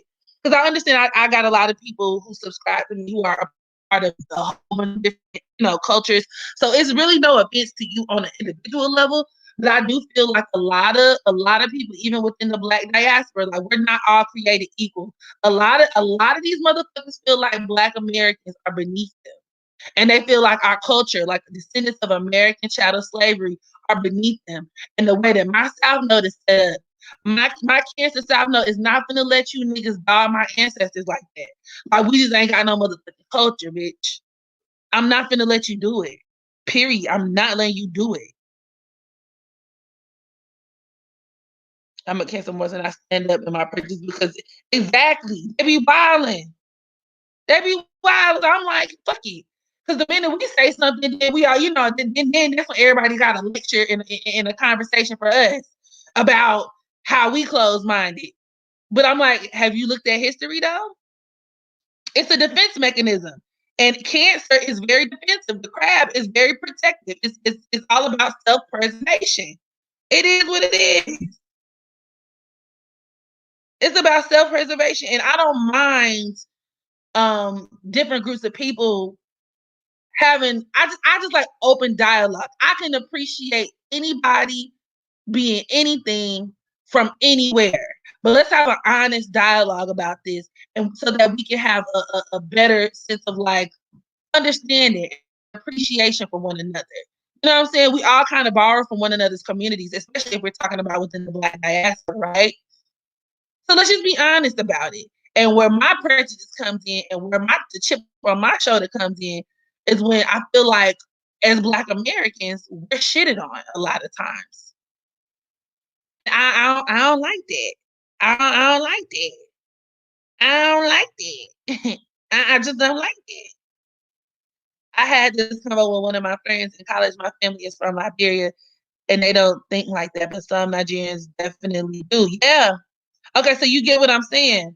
Like, because I got friends from some of everywhere. Like, it's really not that deep, but you know, I feel like a lot of people like to skirt around the issue and they don't feel comfortable talking about that. Because to a lot of people, black is black is black is black is black.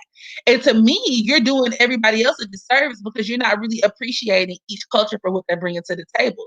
I know I can, but while we're talking about what each culture brings to the table, we need to acknowledge what Black Americans bring to the table because we got a lot of people dipping and dabbling in our culture too. And we don't, but the difference is when Black Americans try to gatekeep our culture the way everybody else gatekeeps theirs, it's a problem, right? Like, and I'm not saying that you shouldn't be able to do that. You absolutely should. Nigerians should. Liberians should. Ghanaians, am I saying it right? Ghanaians should. You know what I'm saying? Guyanese people should. You should all like Jamaicans, everybody. You have a right to safeguard your culture. But the minute my issue is when Black Americans do that, they assume we ain't got no culture. All our culture is fried chicken and trap music, and we ain't got no culture. And the minute we say, hey, cause y'all, you know what I'm saying? Like, what's up with y'all doing this? Or what's up with people doing this? What's up with that? Oh, we are black. Or why does such and such, why every time, there's a role with the Black American hero being played, it's by a person who's a non-Black American person. Not just once, not just twice. Like this is the trend. Then that's when they hit us with the gaslight. Well, we all the same. Okay, but if it was the other way around, y'all would have a problem. When Will Smith took his motherfucking biscuit head ass on screen trying to act like he was the Nigerian doctor, it was a problem, was it not? As it should have been. Okay, then. So what's the tea?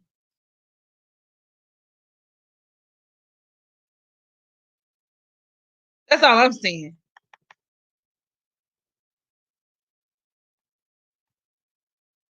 You had to run. What? I'm biracial too, an Australian lady and indigenous man. It's hard here in Australia. You gotta decide. Now, okay. Now with the biracial thing. Okay, so here goes. Biracial people aren't black, but they aren't white either. So in your case, Rebecca, I sympathize, or maybe I should say I empathize, because I don't know what it's like to be biracial. I empathize with the concept of not really knowing where you fit because you're just as much one thing as you are another. And ultimately, it is probably going to fall back to like culturally, whatever it is you identify with, right? Culturally, if you grew up listening or, you know, whatever dominant parent or maybe what side of the family had the most influence on you, if they listened to, you know, quote unquote Black music or quote unquote, you know, immersed you in Black culture, then obviously you would probably more so identify being Black from a cultural perspective or vice versa.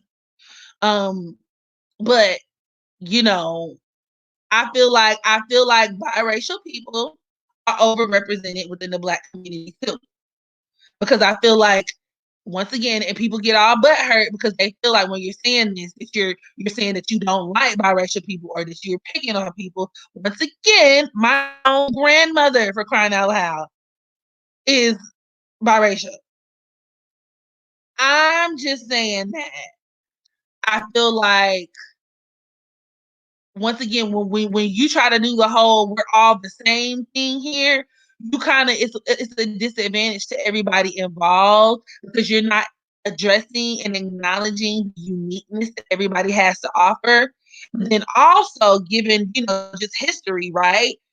Because of the whole, you know, what is it called? The Jim Crow and the light skin, bright skin is the right skin type of mentality and colorism. Black people really want to prop up biracials and claim them because they feel like it makes us look better. When in actuality, it really gives a lot of, not all, but it gives certain biracial people who feel kind of entitled to exist within Black spaces. You know, it gives them that sense of like, what do you mean I'm not Black? So I'm not Black enough for you? I'm not Black. Like, listen, whatever you identify with culturally is your business. And that's on you.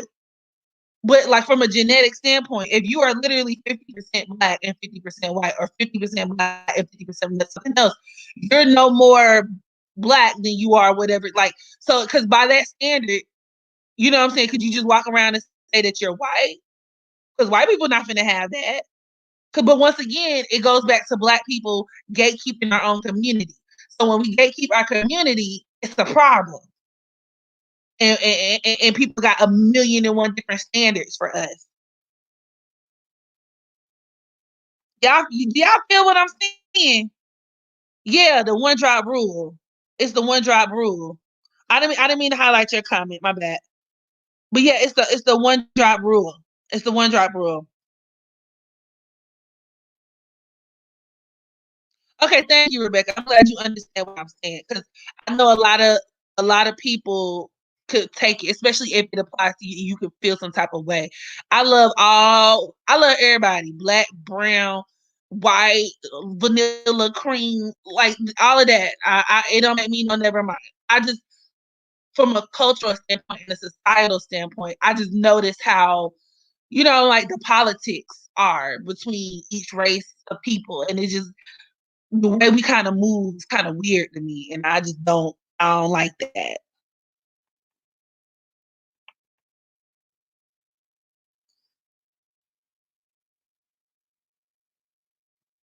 Oh, really? So y'all be having the same conversation over there? True, the Black experience is not the same when you're in. Yeah, and I guess I'm sounding like Chrissy again, but it goes back to representation. Biracial people need their own representation, and it's very important that they have their own representation because they have a very unique experience. You know what I'm saying? I don't know what it's like to be have this and have that. So by all means, you know what I'm saying? Have your own representation. That's beautiful. That's beautiful. It's needed. But Black people need our own representation. And that's a completely different story. So when people be trying to like, oh, was she Black? Like, or he Black? Or da-da. Now I know it can get kind of dicey because just the way genetics is set up, a lot of biracial people, I mean, they can look completely different. You can have a biracial person who look like Logic, and then another biracial person who look like J. Cole. So, you know, it gets tricky because when your phenotype is more aligned with Blackness, you know what I'm saying? It's like, okay, you're Black. Or so that's the thought concept. So it is a very nuanced and layered conversation to have, but I used to go through a PWI and the lighter and biracial. Yeah, they get you. Let's talk about it. Now I'm gonna flip that argument on its head and say that that standard for me more so applies to biracial women. When it comes to light skinned and biracial men, they bear the same brunt of colorism that a lot of dark skinned women do, in the sense that today, I can't speak for what things used to be like. I know there was a point in time when people were like, oh, light skinned men were in, right?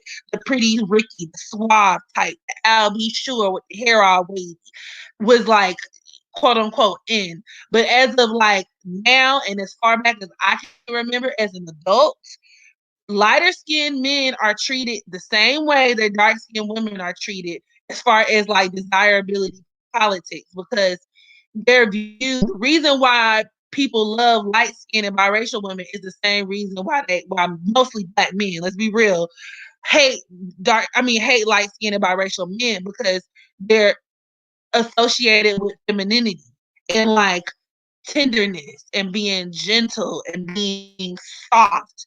Even as women, I have so many friends, and even myself in the past, I'm not gonna cap. I have done the whole like, oh my God, like, oh, you light skin, and girl, watch him cry. You know how these light skinned niggas do, they be crying. Or I remember when T.I. first came out, and I was like, damn, I ain't never seen a light skinned nigga so angry. Now I know it's because he's short, but nonetheless, I shouldn't have associated with him being light skinned, because it's just like, it's unfortunate. Yeah, and darker skinned women are viewed as manly and masculine, and yeah, exactly. So pay attention how that shows in our promotion too. Like they'll be quick to put us in some Wakanda, but why can't we be the video vixens? Why can't we be the sensual, sultry, seduction, whatever? Like main characters. Like why can't we like? But I can get bald head and fight for some niggas. Like y'all is wilding. Dark skin men are portrayed is exactly in the media, but all shades of women. But black women are exactly, Marilyn. You got it. Y'all get me. Y'all feel me on that. And I just be people stuff like that. And that shit is so weird to me. Like, it's just so weird. It's so weird. For that reason, I do strongly believe black women need to burn the cake. And, our biracial sisters or our sisters, our non-black sisters, if y'all want to, show us solidarity, stop making these niggas think, like, stop entertaining these niggas. Stop accepting their like fetishization of you. They're fetishizing you. They don't even like you for who you are. They do all this talking about foreigns and biracials and light skins and then make you a baby mama.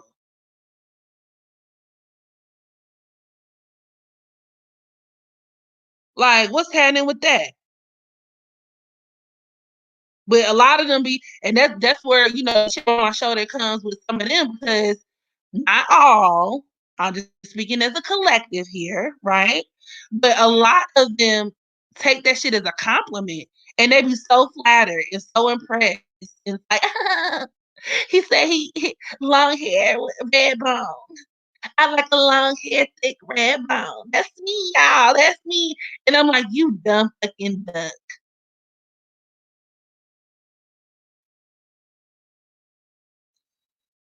And then be somewhere like Joe Budden, baby mama. What's her name? Santana, looking stupid. Talking about so they cater to us Hispanic women. And he catered your ass right back to that motherfucking 1 bedroom, 10 floor apartment in New York, bitch. We see how the fuck you living. Yeah, I bet he catering, all right.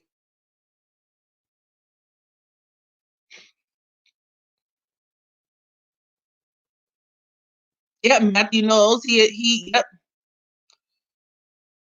I did, Jasmine. I did like way earlier in the video.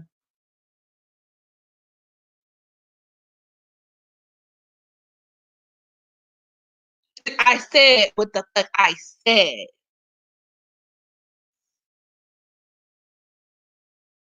It is the weirdest flex for, or like it's so shallow. Thank you. Thank you, Queen. Thank you, Queen.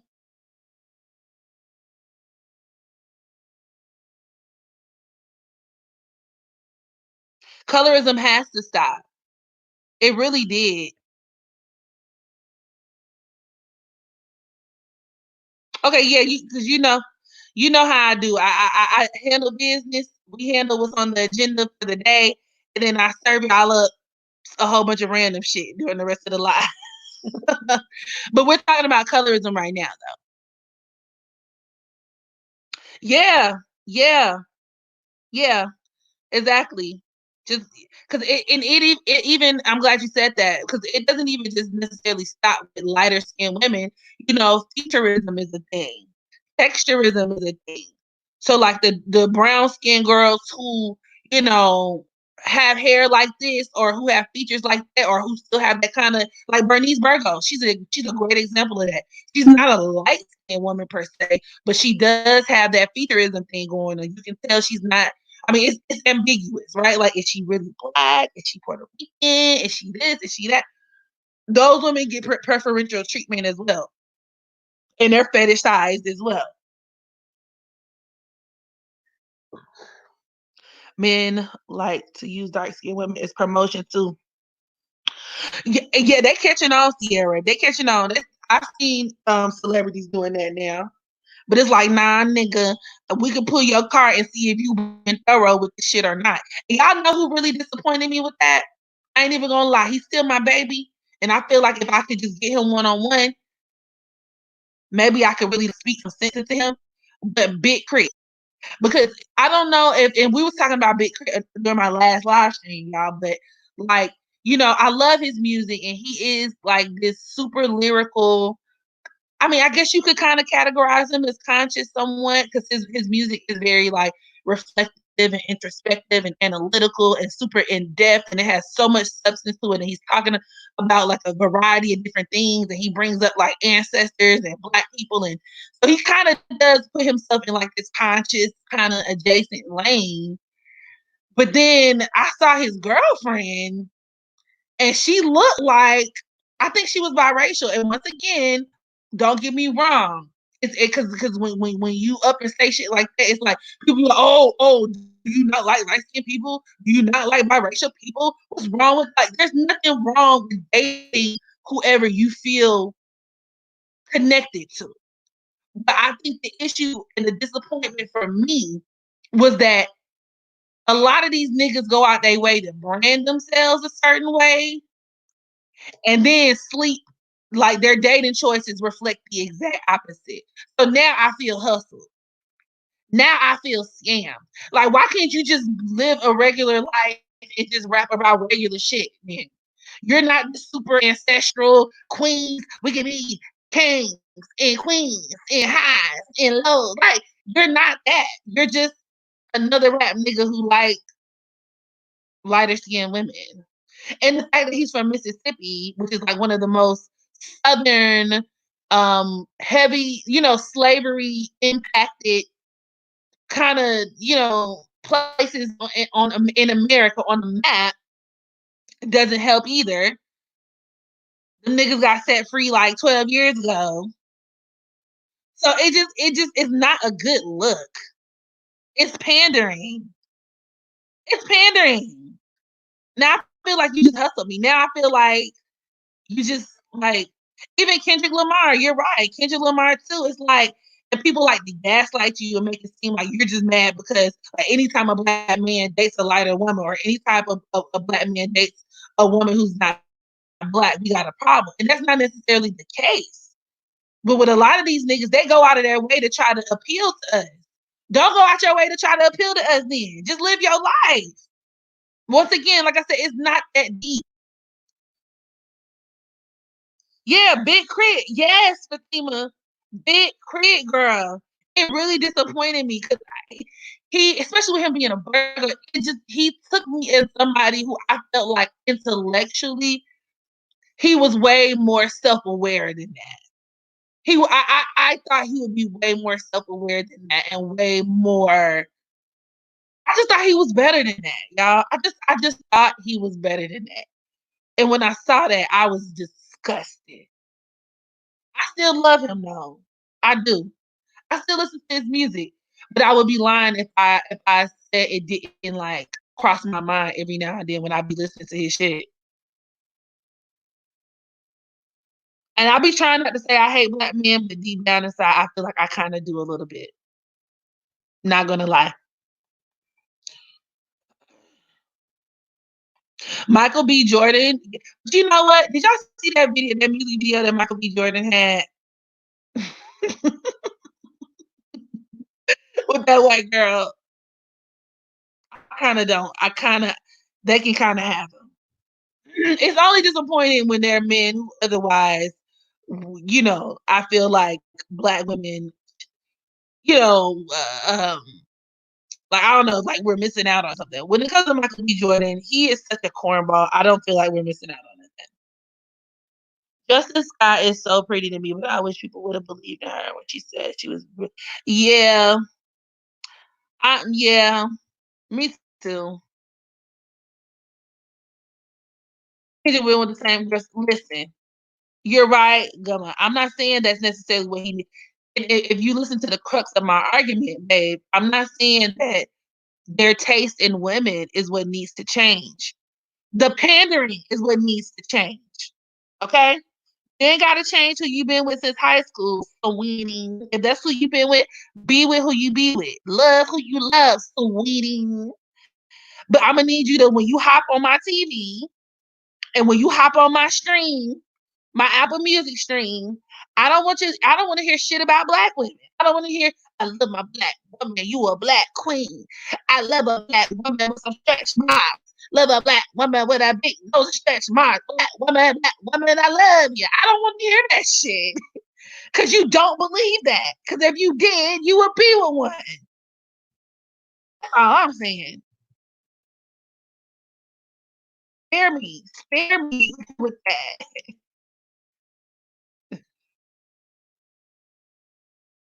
Yeah. I love Santana, period. Like, I love him. Like, it's, listen. And yeah, exactly. Same thing for Wale. Like, love who you love. The only thing that should be altered is your approach. If you want to get clout and you want to get clout and get popping off of some other shit. Don't do it on the backs of black women. And then try to gaslight us like, I can't love who I want to love. Why is there so much hate in the atmosphere? Y'all must be jealous. Y'all don't like light skinned women. Y'all don't like Hispanic women. Why y'all so jealous of the women? Women. You're just so jealous. Black women are so jealous. I'm like, huh? Believe it or not, like all black women have not internalized colorism. I see absolutely nothing wrong with being black or dark skinned. Like none at all. So,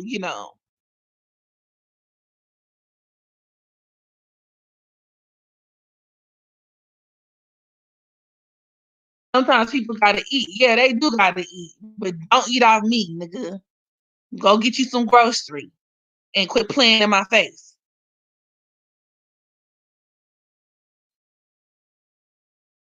I'm about to give me a black woman. they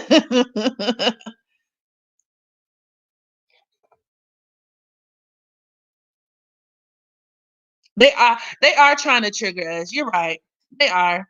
That's why like I'm a chill. I'm a chill because I just got on the whole soapbox tonight about that.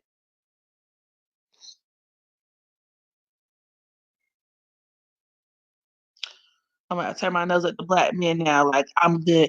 I'm serious, y'all. I'm like, I wish I could see my thumb and my index finger, but I'm this close. I'm this motherfucking close to giving up on black men. I'm not gonna lie. And I hate doing that sweeping generalization. And I really be wanting to stereotype people and generalize, especially with me being a Sagittarius as well. But like, I'm trying real hard not to, because I understand. I mean, other races of men got ain't shit men either. Other races of men aren't saviors. I'm just saying, like, when it comes to black men, because of the way, I don't know if it's like society or our culture is set up or whatever, but it's just like they're more likely to be programmed in a certain way. And I don't have time to try to unprogram a monster. But I'll be ready to give up on these niggas, dead ass. And then when they, black men are the white people of black people, if y'all feel me. Put the prayer hands in the chat if you feel me, church, congregation. Come on, saints. Black men are the white people of black people. Now let me elaborate, because I got this theory, and niggas was trying to roast me on Facebook. But I say that because the same type of privilege that white people are afforded, particularly white men in society, right? Black men covet that. So obviously they don't get that in mainstream society, but when it comes to black in-house politics, that's kind of how they carry themselves. Because when you look at their ideology, when you look at the arguments they make about stuff, when it comes to further marginalized groups of people within the black community, like black women, gay black men, trans and queer black men, they treat us like shit. They treat us the way white people treat black people, and they use all of the same arguments, bro. They use all of the same arguments. But and so my mind be blown because it be these niggas, right? Who be like Hotep kings, well, queens too, shit. They be Hotep kings and they know how to spot a white supremacist a mile away. But you don't understand when you're using their arguments to justify the marginalization of a group of people, bro. Like when it comes to gay people, like they'll be like, oh, yeah, well, they cool, but I just don't like that shit in my face. Y'all do y'all over there, and I'm gonna just do my shit over here. And I'm like, huh? Segregation? That's what you're for? Like, huh? Are they less than you in some type of way? Like, I don't really agree with their lifestyle, or even when it comes to black women, like how like you'll have gay pride, right? And then you'll have like that certain population, that certain segment of the population that's retarded. And they'd be like, why don't we just have straight pride? And it's like, because you're not the fucking minority. You're the majority of the situation. There are more straight people than there are gay people. So why would we have a straight pride? So when it comes to black men, I've seen black men dead ass say shit like, oh, well, we're celebrating black women. Black women feel like they need a pat on the back. Why can't we celebrate black men? Huh? What about men's rights? I'm a city boy. What's wrong with this? It's like, wow. So y'all really are out here me too and shit. These niggas love to me too shit, but then get mad when white people do it. And y'all the me too kings. Or why don't we do like, wow. Y'all are some nigga crackers. Y'all are some nakers. I hate you, nakers. It's so fucking disgusting. Jesus Christ. And pretend that they don't.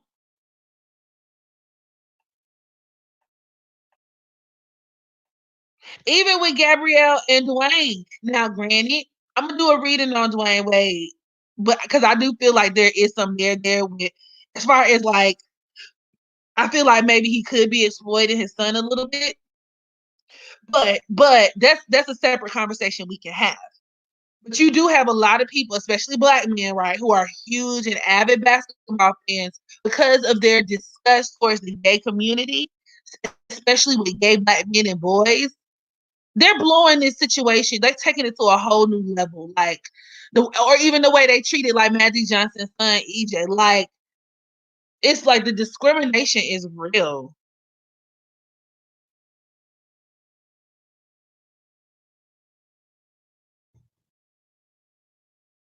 They don't see the same struggle we go through. They legit don't empathize. They don't empathize with nobody's struggles with their own.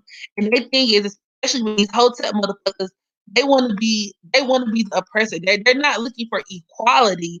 They're looking to replace the white supremacist infrastructure with their own. You see what I'm saying? So that's why they identify with the male influence first.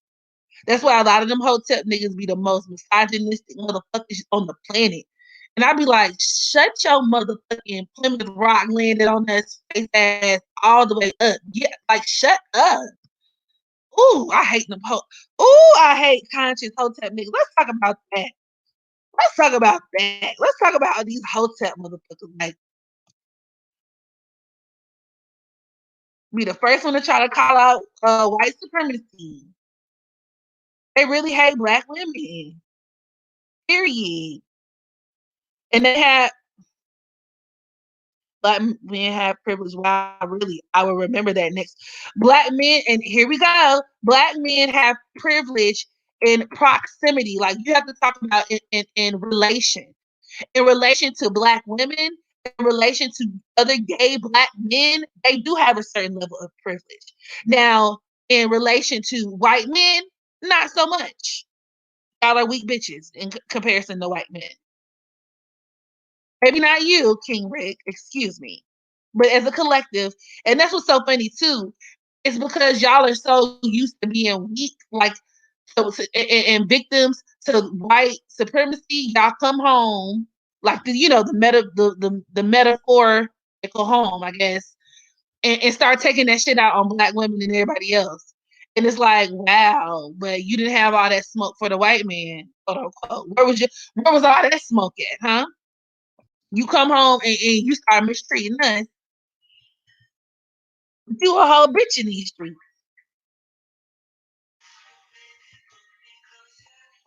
I don't understand. Self-righteous fools. Oh, that look like a slug. He can crack me. Kodak Black looks like something that, like when you're congested and you have to have like a good cough and that mucus that comes up, like the thick kind. That's kind of what he looks like to me. Anything positive about black men tonight?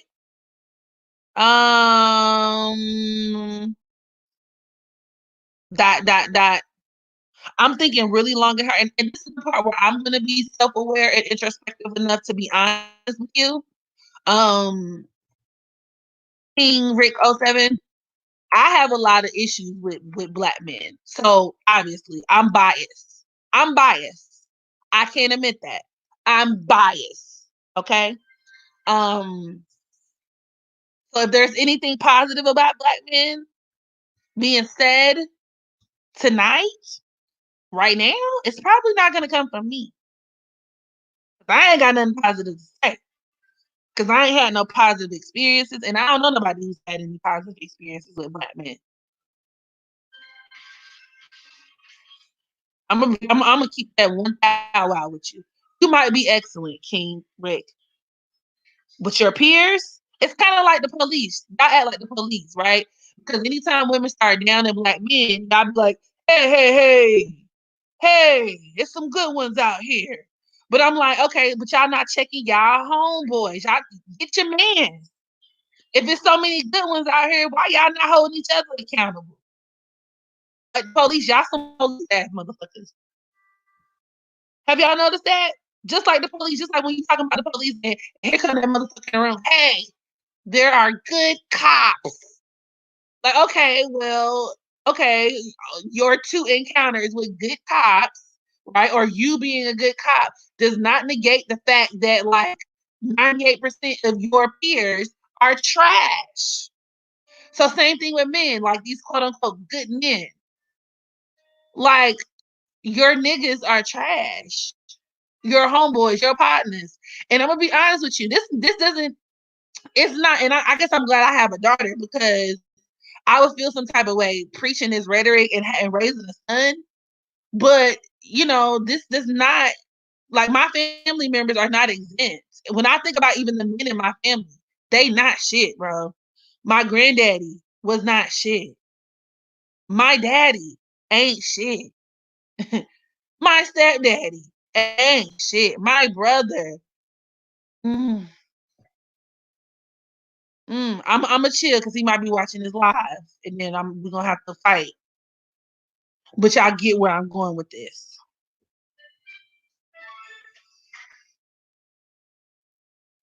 Man, I don't think this is the I feel they know better, yeah.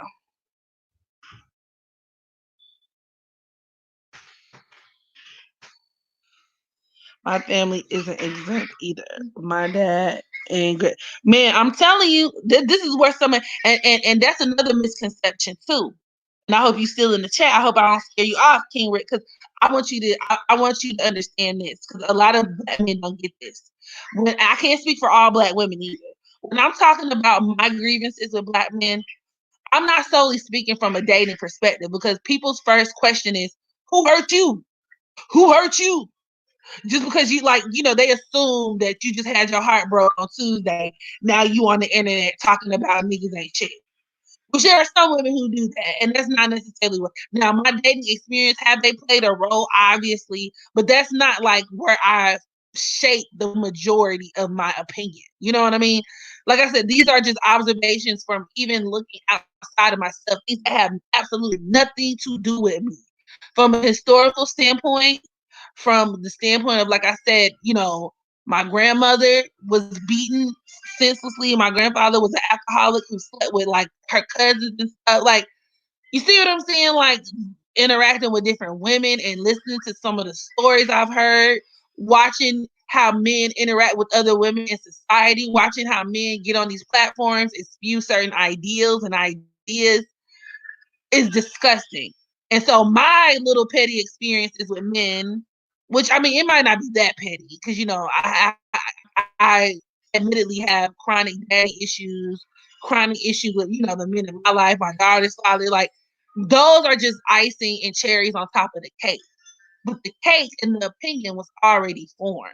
And I wish people could do more to acknowledge that, instead of trying to gaslight you like, oh, you're just a bitter bitch because you can't find a man, or you're just bitter because you broke up with somebody last week. Because a lot of us women, real deal, have family members, men in our family who we see up close and personal. The collective black men are very disappointed to black men. They are. I mean, to black women, yeah. But they have 16 children. By how many women, Marilyn?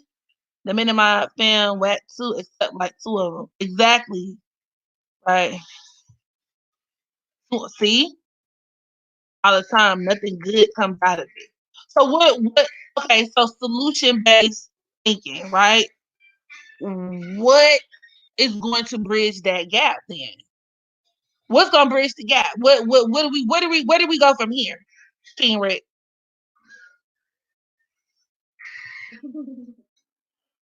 Right, black mother treated their son so bad. Now I will say, for women who are black mothers to sons, I ain't got the answers. I can't help you. I don't know. I don't know what I would do if I had a son. I'm gonna be 100% honest with you. And I actually had a friend, one of my good friends, who to this day he has a very strained relationship with his mother, because he felt like his mother took out that hatred that she had towards black men on him, because she had experienced things in her life. She was raped and molested, and she had horrible relationships with men. But she took it out on him. And that's a very tough spot to be in. I'm glad I ain't got no son.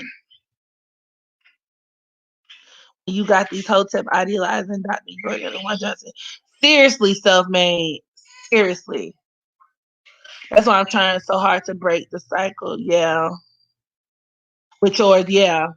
And I'm glad you are, because Kiara, women like you is what we need in the black community, not the black mothers who coddle their sons and create more of the problem. Because you do have like the black mother who treats her son like ain't nothing wrong, who sends her son into the world thinking like, oh, well, my mama was a strong black woman, so if my wife not doing, listen, bitch, I'm not your mama. Let's talk about that too. Why these niggas' expectations be so high?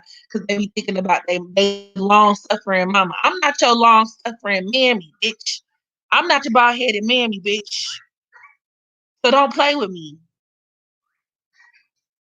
My uncles put their wives first on pedestals. Oh wow, that's that's good. He needed to be 16 years. Welcome, Vanessa. My grandmother has this saying, pretty girls get used, but she's speaking from her biracial experience. Yep. And she would not accept that she was a fetish, but no, exactly. Exactly. It's a fetish. You want to know something funny? My granny is the most racist person ever. I think you have some biracials who handle it by like accepting that treatment and that fetishization, but then you have some who, like my grandmother, she will call a white person a cracker in a minute. Let me not say. I hope this live don't get snatched down. So I guess I'm gonna refrain from trying to use slurs. But my granny is very she hates white people. It's the weirdest thing. She's a Sagittarius too, which kind of explains some of it because Sagittarius can be kind of they can be kind of racist. But it's just so weird because I'm like, but Granny, that's you though, halfway. Like, well, I don't understand. But that's just how she. I guess that's how she dealt with it because it made her feel. I don't know. My dad is the same way. So all these women I didn't have to deal with all the high yellow crazy. He is a Dr. I'm gonna do a reading on him, y'all. Dr. Umar Johnson is a supreme joke. My ex has a with a C. I'm saying it is the black experience is very layered in a magnitude of different ways. Therapy. Okay, so we gonna sit down every man and every woman in the world to go to therapy, King Rick. Suggesting that so on an individual level, black women need to go to therapy. Or if that's in fact what you were saying, I don't want to mistake your point. But by just saying therapy, that's not saying much. So until we come up with some better solutions, I'm gonna keep roasting y'all asses. Yes, teach your kids that therapy. I mean, family therapy and therapy on an individual level is cool, but the issue with that is that that's not going to be applied to everyone, like across the board. I feel like there has to be, I guess, I don't know if it's like a level of conversation or understanding, or maybe a level of rhetoric that needs to be, or a level of promotion that needs to be put out in society or the entertainment industry. I don't know. But like the whole concept of, okay, well, I just need to go to therapy and you go to, I don't know. That's not, to me, it's not feasible because like everybody not going to do that. Some people, some people think black people can't be racist. I'm gonna be real with you. I'm one of those people, Brianna. I don't think that people can be racist. We can be prejudiced though.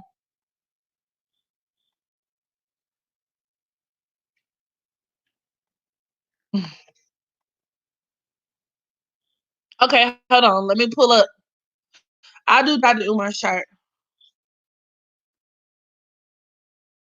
I remember looking at it at some point, and I was like, "Oh, this man's a liar, liar. You's a liar, liar, baby." I'm looking up his information now, and let's talk about the fact that like, I knew something was wrong, but he kept referring to himself as the Prince of Pan Africanism. Because I'm like, is there a particular reason why you keep like labeling yourself like this is like the WWE? Like, why are you so adamant about giving yourself a title? I'm the Prince of Pan Africanism. Whoa there, buddy. What's up with the ego, huh? Because when niggas say you can't be for the people and for your ego at the same time. You feel me? Y'all don't feel me.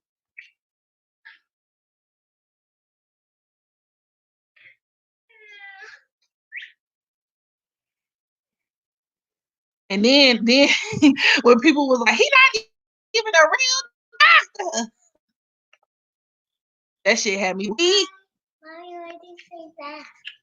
What?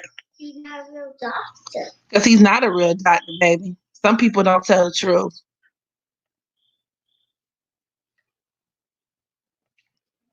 Yeah, this is why my child got such a smart mouth, because she be absorbing all my conversations. August 1970. Which makes sense too, because he's a Leo. So I guess there goes the ego component. Mm-hmm.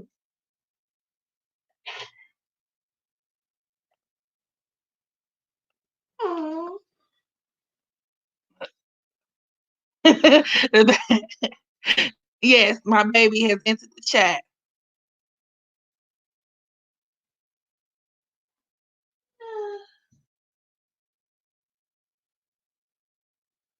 She's a Cancer sun, Gemini moon. It's that Gemini, because children mostly act out their moon signs till they become like teenagers. So it's that Gemini child. She just be nosy, absorbing. She probably be on the playground talking to her friends, repeating the same stuff I be saying. I know. You don't? What you be talking to your friends about? What y'all be talking about? Nothing. No, oh, now it's nothing. We're talking about stuff. You talk to yourself? Mm-hmm. Uh-huh.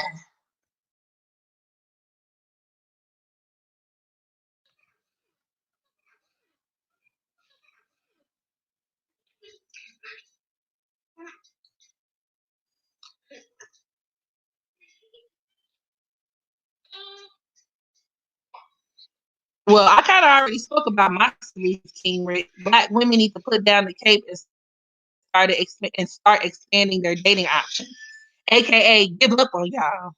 That's the solution.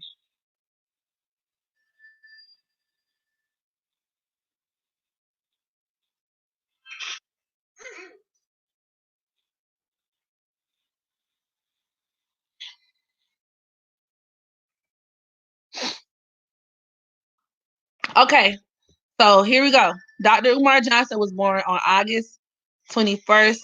Maddie, could you take that take that somewhere else? I'm trying to talk. Okay. And I really don't know why you not like why are you not asleep right now? That's kind of oh, okay. You got some of that melatonin on the way.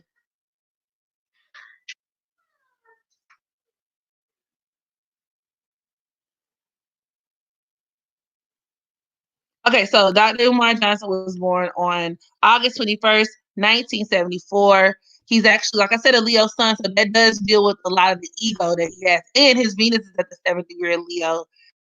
A lot of the ego he has in regards to, I mean, just his personality, that can make a person who is very arrogant, which he does come off as brazen, arrogant, a narcissist, even. Maybe not I mean, maybe not. I do think that word is kind of thrown around, but I mean, it really does seem like it applies with him. Our sun is trining his Chiron in Aries. Now, that does deal with him being very charismatic, though, which he is initially. When you hear him talk at first, until you start picking up on shit, it's like, oh, okay. Let's see. Then he's a Libra moon. It also deals with him being very charismatic, but it could also make him, that deals with him being an activist, too. That's the activism. Go downstairs and snack. Listen, I would say don't do it, Marilyn, but I'm not one to talk because I've been snacking. It's like just indulge. Don't indulge the whole Taurus season now, but just for the sake of the new moon, like I said, if you want to splurge a little bit, go on and get it. But yeah, even with that Libra moon, he could be a womanizer. Even that Venus at the 7th degree of Leo can make him a womanizer too, though. I don't think that works for some reason. This headphones don't work, babe. It's okay. Okay, just Take him over there on the couch. But a Libra moon, and his moon is squaring his Saturn in Cancer. So that deals with, first of all, let's talk about the fact that this could produce a person who has issues with their home. So does that Saturn in Cancer. And weren't people talking about him being homeless? You can't make this shit up. This could literally deal with a person who has issues within their home. But it could also point towards a person who has issues with people within their own race too. Which is interesting. I'm wondering if it's like more so women, obviously too, with that Cancer element, but then also with his moon in Libra. Like, does he have an issue with Black women or something? Or like, okay, that's kind of weird.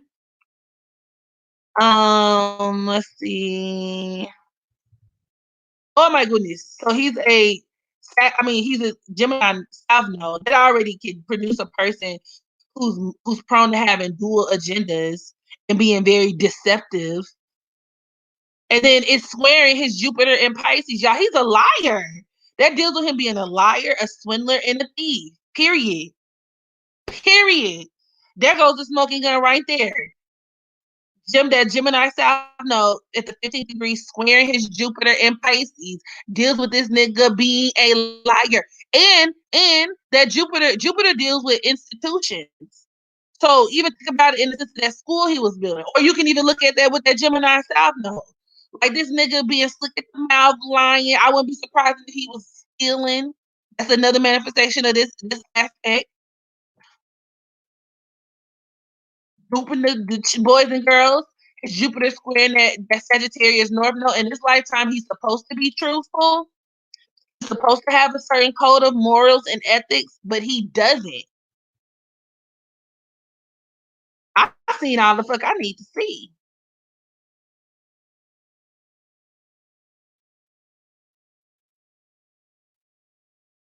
Yeah, and that school influence comes from that Gemini South Node, and you can even look at that with that Jupiter and Pisces.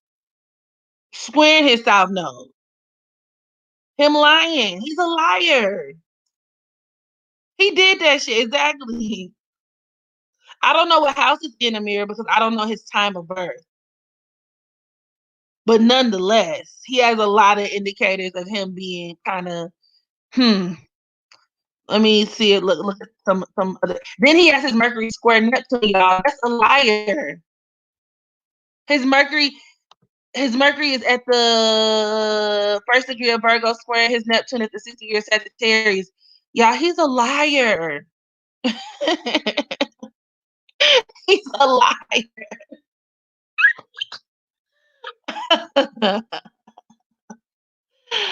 I can't make this up. Wow. Wow. Anybody who takes anything he has to say seriously is dummy.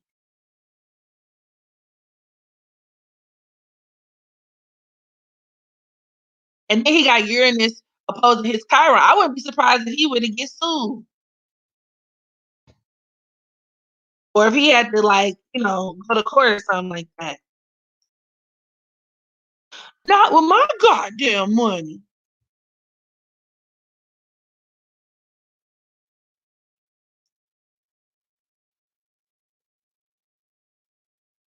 And with his Mars is at the 15th degree of Virgo square and his Gemini South Node, he might be a little mental health, y'all.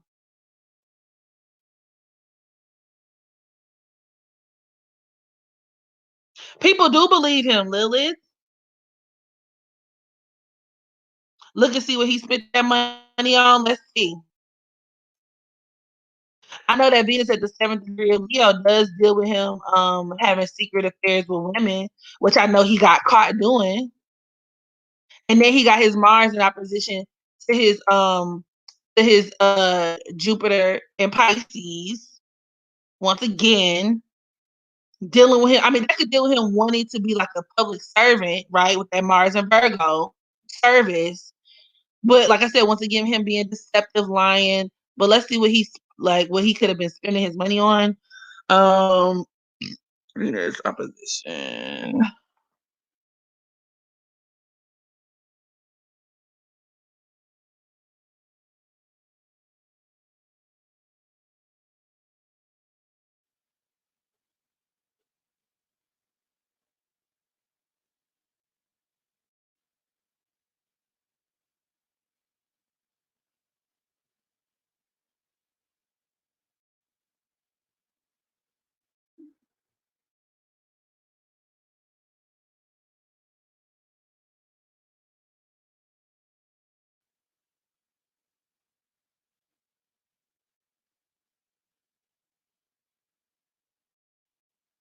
Honestly, with his Mars squaring that Gemini South node, I feel like he could have been the type to spend it on like some survival type shit, trying to live.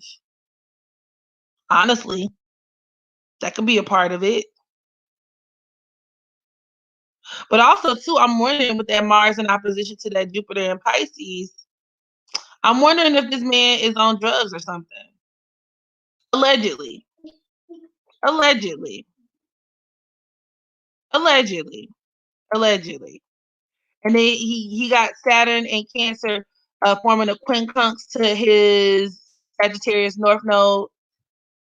And that could even deal with like his business or his line of work, like him trying to find a way to finagle. And because you gotta look at that quincunx, it's like it deals with like chaos and entrapment and entanglement. So like him trying to find a way to like finesse and manipulate people into do like the finesse and manipulate his intentions to come across in a certain light. You see what I'm saying? To try to position himself in a certain manner so that he could get his agenda across.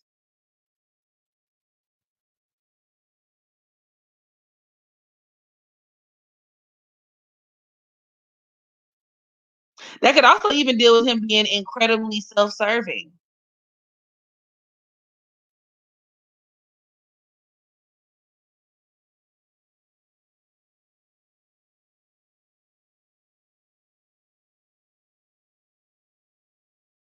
Yeah, and then with his Jupiter, his Pisces and Jupiter squaring his North Node of Sagittarius, I feel like he could have some addiction problems, y'all.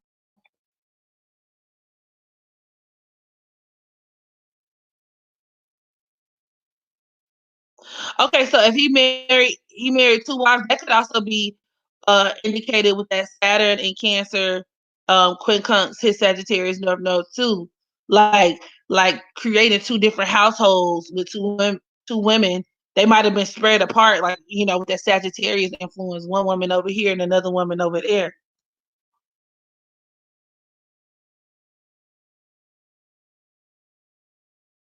I don't, I don't know if he's like I don't know what he's on, but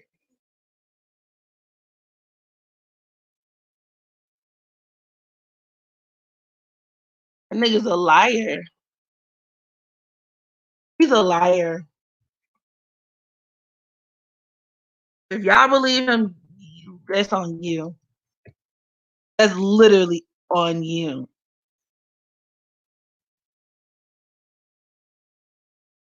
That Mars and Virgo opposing his Jupiter could even deal with him lying about his name too, like his name, his credentials. Even with him, even you could even look at that Jupiter square his Sagittarius North Node. How he was talking about how he went to school, this school, and he got his PhD from that school. He's lying. That could deal with him literally lying about his postgraduate credentials, y'all. He is the OG, the OG Joanne the Scammer. Iconic. What should he be doing with his life? With that Sagittarius North Node, he needs to be honest. That's the first step. He needs to be somebody who's honest. He could very much. There is a possibility of him, um, winding up in jail. That's not without like that's not outside of the clause of run. or the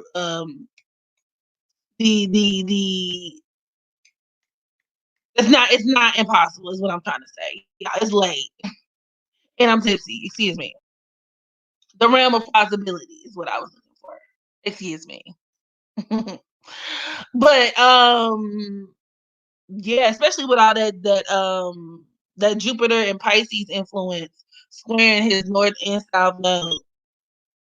That is so fucking weird and crazy. He's a liar. Iconic. How do you interpret Sun opposition to Pluto?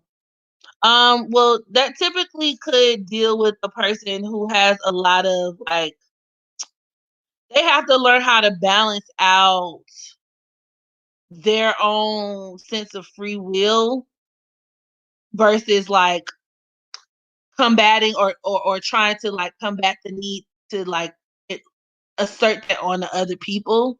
You know, there could be issues with like power struggle, power dynamics, especially like in a woman's chart. A lot of times this stems with the father. Maybe it could have even been like a toxic relationship with the father, and it plays out in your relationship with men.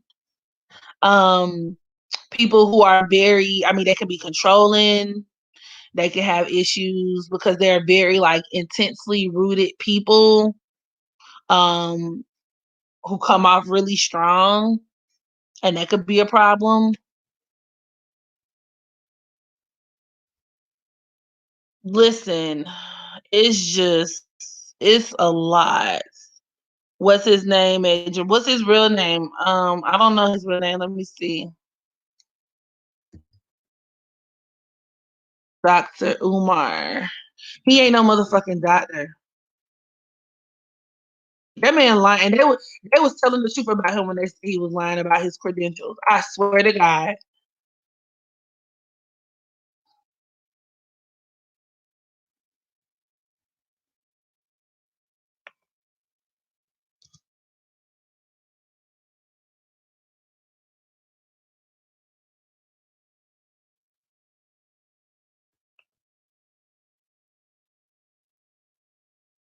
And they said he was homeless too.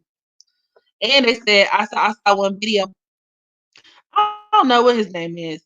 And I saw a video where he was in the car and people were like Snapchatting him or something like that. And he was like basically chastising people on how much they were spending. He was like, "Oh, you sent me 20, you can send me 30. Next time make it 30. But I take the 20 now." I'm like, who do you think you are?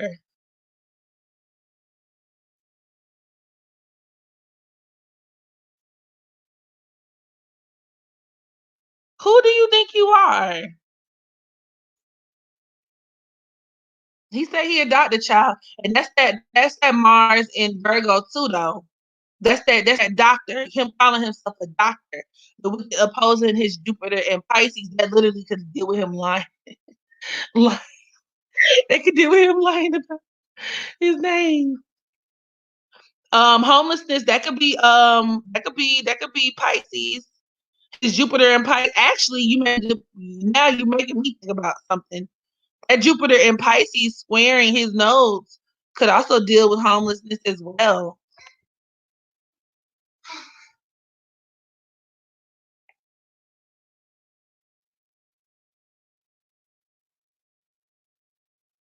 But then also, like I said, that Saturn, his moon in Libra squaring his Saturn in Cancer could create issues with home and his living arrangement too, though.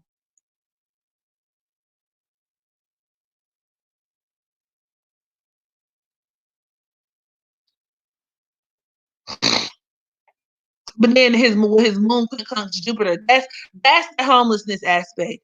His moon's at the 14th degree of Libra, forming a quincunx to his Jupiter at the 14th degree of Pisces. He could even be the type of person who was, I think he could have been living with somebody and like that shit went left. So I don't know if they kicked him out or what. He is aggressive. He a Virgo moon, so he probably beat a bitch ass.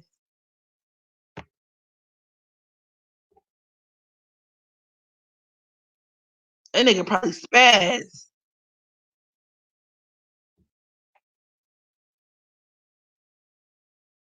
Disrespectful. People are very gullible. He seems like he would slap you. And he too big for that. You too big to be slapping anybody. That's the type of nigga get his ass pops. Cause I'm not tussling with no big nigga. I'm just gonna shoot you. You wanna fight, sir? Fight for your life.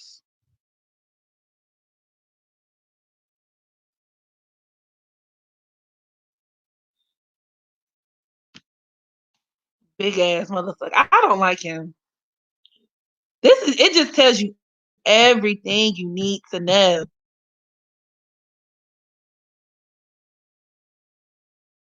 So Scorpio, I'm telling on myself.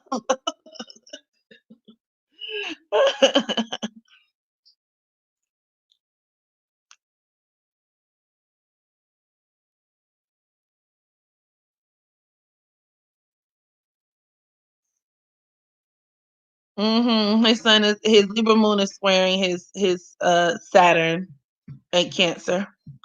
But that also reinforces him having issues with women though. You I was full for a second. I was full for a second. Like back when he first came onto the scene, like maybe like 2015, I was full initially. But then as time went on, I'm like, it don't take that damn long to build a school now. And on top of that, I mean, I haven't built a school before, but there are a lot of different steps and processes that you have to like go through before you arrive at building a school. And if you're gonna make it to where it's publicly funded, you need to keep people informed every step of the way. There needs to be 110% level of transparency, right? Keeping people up to date. Okay, here's a new update. This is what we need. This is how we're going to do this. Okay, bringing in new people, bringing in contractors, bringing in, you need like a whole bunch of different resources. And I didn't see him doing none of that except for running his fucking mouth. So I'm like, huh? And then he started telling on himself when he started getting into like the WWE aspect of it, like, yeah, I'm the prince of Pan Africanism. Like, what? Who asked you? So like, if you're so dedicated to serving the community, like, I'm confused. Like, why does that matter? Right? Because they let the Breakfast Club is dumb. So I don't expect anything more from them.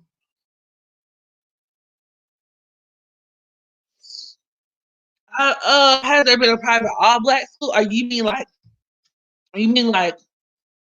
on some like I said HBT, Lord have mercy, HBCU type shit? Or you mean just like a charter school, like K through 12, all black?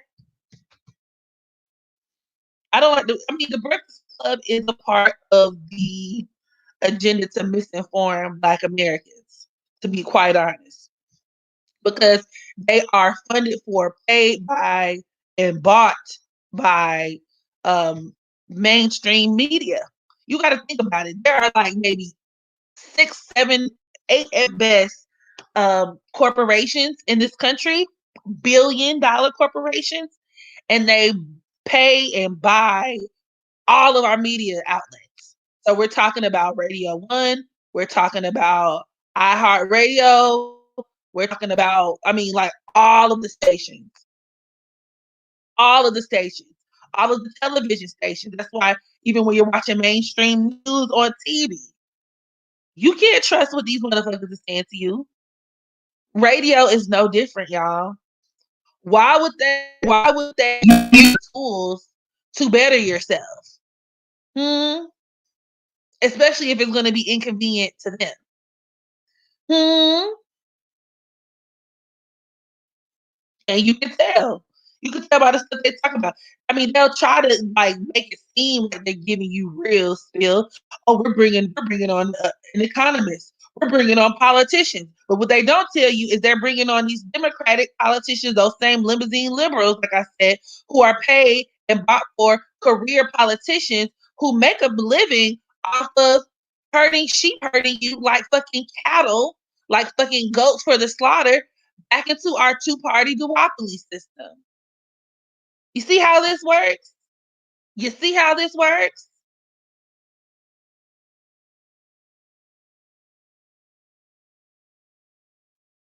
Talking about, oh, we got what's the girl name? What's the girl name that Charlemagne really loves that he brings her all the time? What's the lady's name? And I hate that bitch. Angela Rye. I hate that bitch with a passion.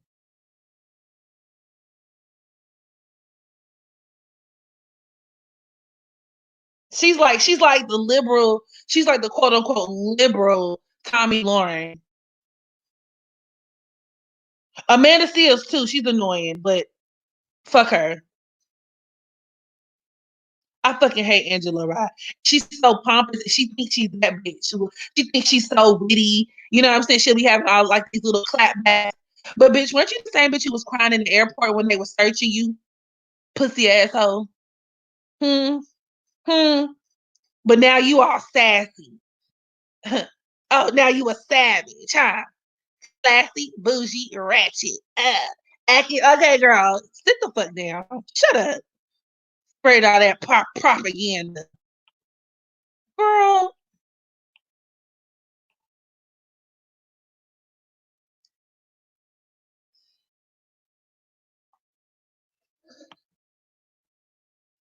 Are Virgo moons aggressive? Virgo moons are not necessarily aggressive unless they have other things in their chart that would make them aggressive. This Virgo moon is aggressive though, but I got other shit going on.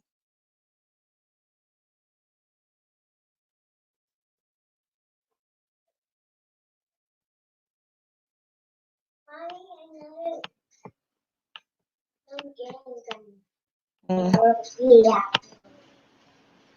They have one game.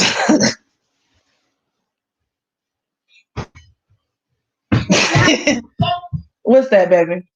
What kind of game is that? Let me see. Oh, you wanna? We're gonna okay. Look, let me set that up tomorrow. Play with the rest of these though. Don't buy no games now. I was about to press X because I don't want to buy. Because you got game money. Oh, I only picked the games that were free. Okay, good job. Those were the free games that I didn't. I wanted to pay my money, so I got 21. Could you sit over there so mommy can talk grown up talk? As you say, miss. I'm happy you made it to this live too, Fatima. Okay, I'm not a killer, but don't push me.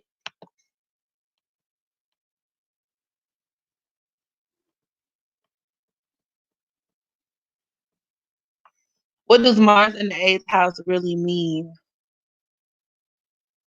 It means you are destined for a life of transformation, constant highs and lows, and to expect the unexpected. That's the only constant in your life.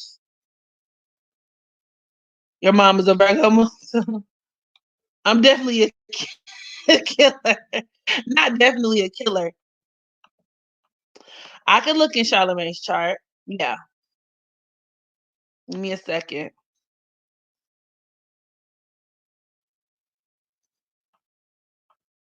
I've been warned. They seem mighty uneducated. Who? Scorpio forever. Synastry charts they can be a pretty good way to look into relationships, but sometimes people fall into the misconception of thinking like kind of like even in the birth chart, because you can have two people who have all of like the quote unquote good aspects on paper between one another and the relationship not work out. It's like you can have a relationship with a lot of tough aspects And then the motherfuckers stay together forever.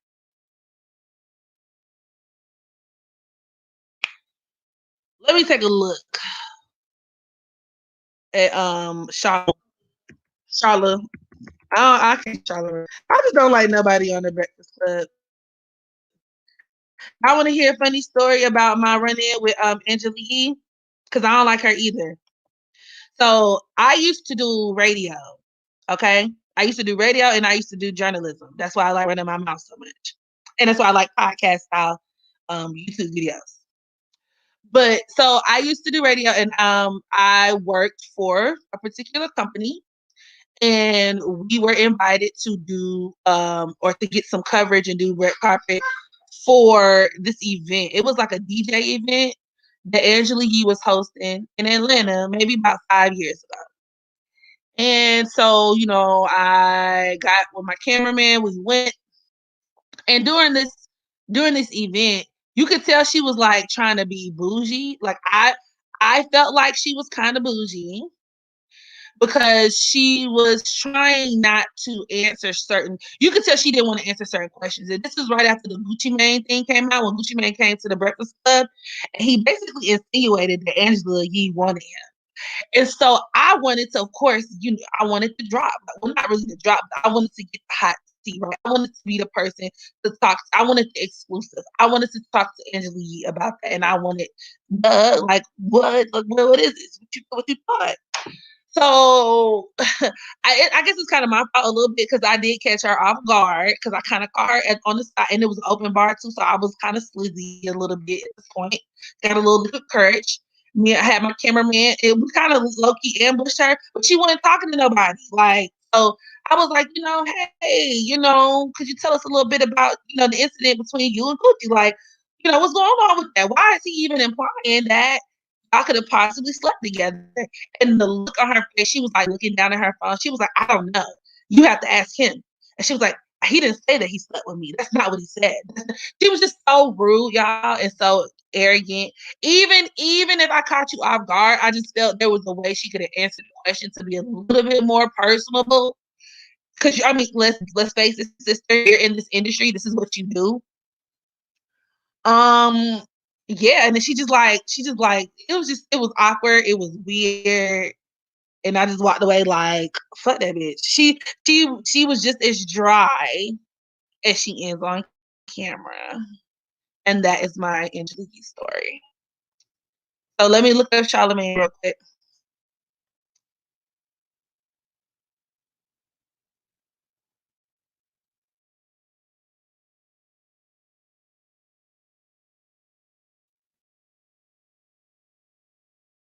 Charlamagne. I'm a savage.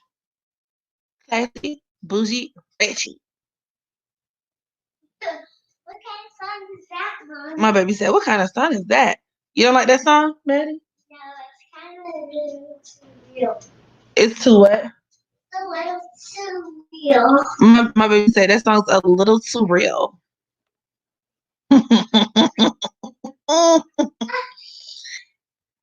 It's heavy.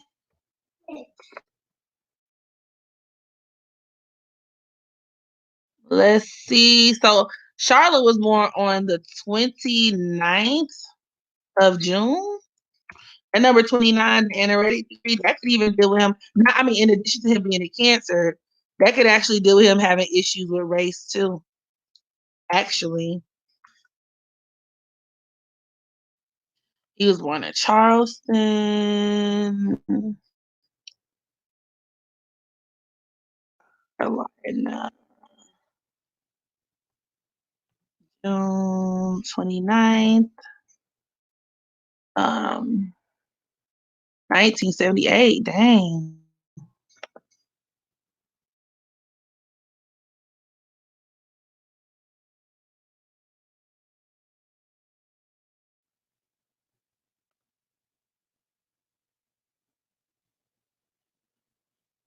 His wife is dark skinned, but it's just that can be a manifestation though, or it can be issues with women too though.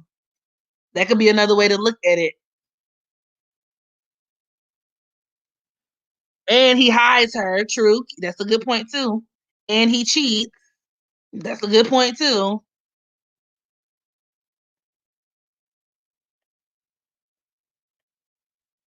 He didn't start bringing her out till folks started calling him out on being a rapist.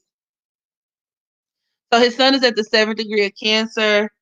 He could be a later degree Aries moon or an early degree Gemini moon. Excuse me. Or an early degree Taurus moon.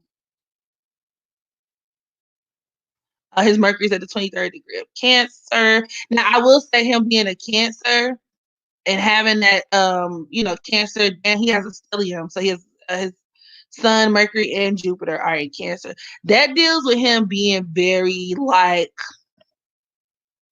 biased. It deals with him being very, very biased. And if you watch the show, you can tell because there's this inability to really hold people to a certain standard because he acts one way with certain people and a different way with other people. A lot of people with that Cancer energy, especially Cancer and Mercury people, are very subjective, and they have the tendency to base their opinions off of their emotions and not facts or factual information. Put it like that. Let me see how that's it.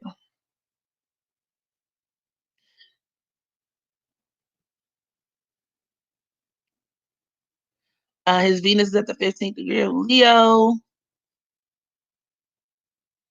His Mars is at the 8th degree of Virgo. His Jupiter, like I said, 15th degree of Cancer.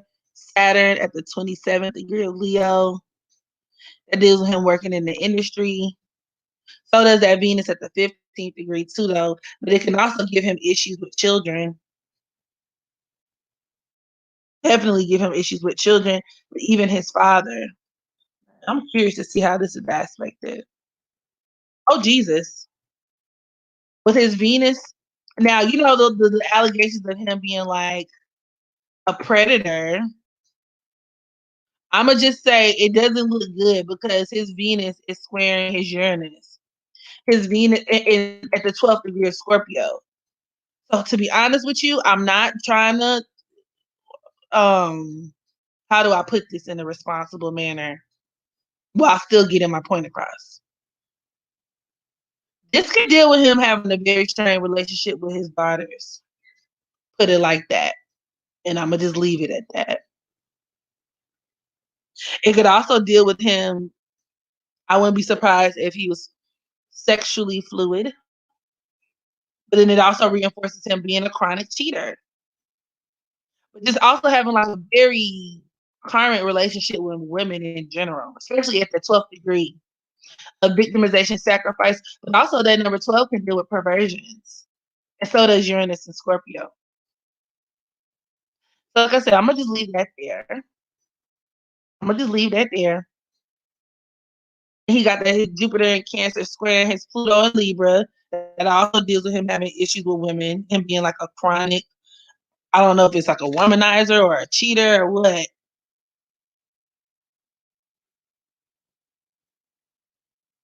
And if he and his wife ever divorced, this could deal with him having to go to divorce court and stuff too. There being custody battles. Sun square Pluto, he's going to have a really fucked up relationship with his children. But it also deals with him having he has a lot of, a lot of karma with women. I don't know if it's he hates women or what. I don't know.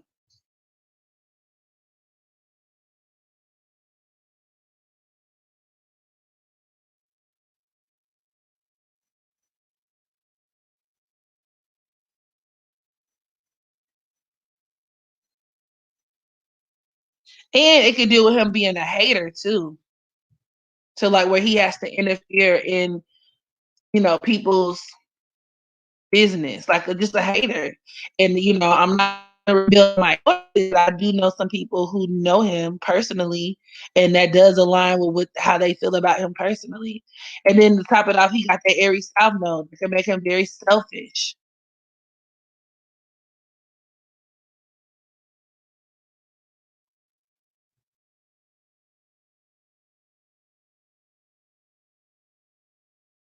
Selfish, self-serving, very hypersexual. That also deals with him being very crude and stuff too. Like, you know how like he would be just completely like rude, crude, um, like do stuff like, oh, let me sniff the seat when you get out the chair, like crazy stuff like that to women.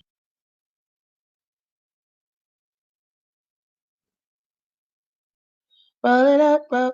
And then he has his son squaring his South Node. So that's a lot of issues with family, issues with women, conflict with women. And then his son squaring a Libra.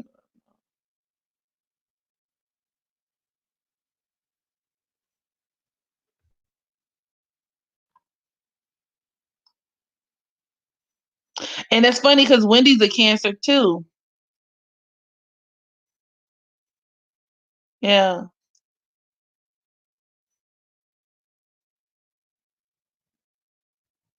Yeah, that Aries South Node can make him a bully. Remember when he got hey man, can I get a drop? Hey man, let me get a drop. Pop, pop, pop, pop. And they just started firing that man shit up. I was crying laughing. Funny. But actually, that can deal with him being abused too. That Venus, his Venus square his Uranus. That can deal with him being abused by women. Not even gonna lie. It can. Very much so.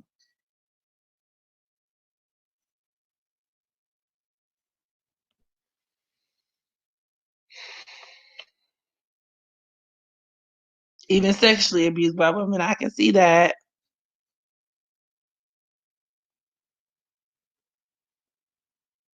Unfortunately.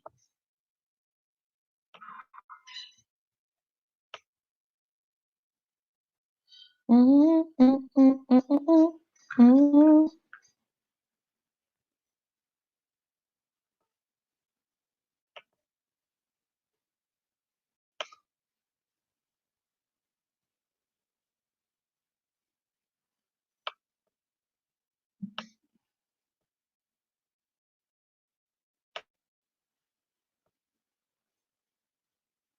Nah, he ain't go to jail over that allegation.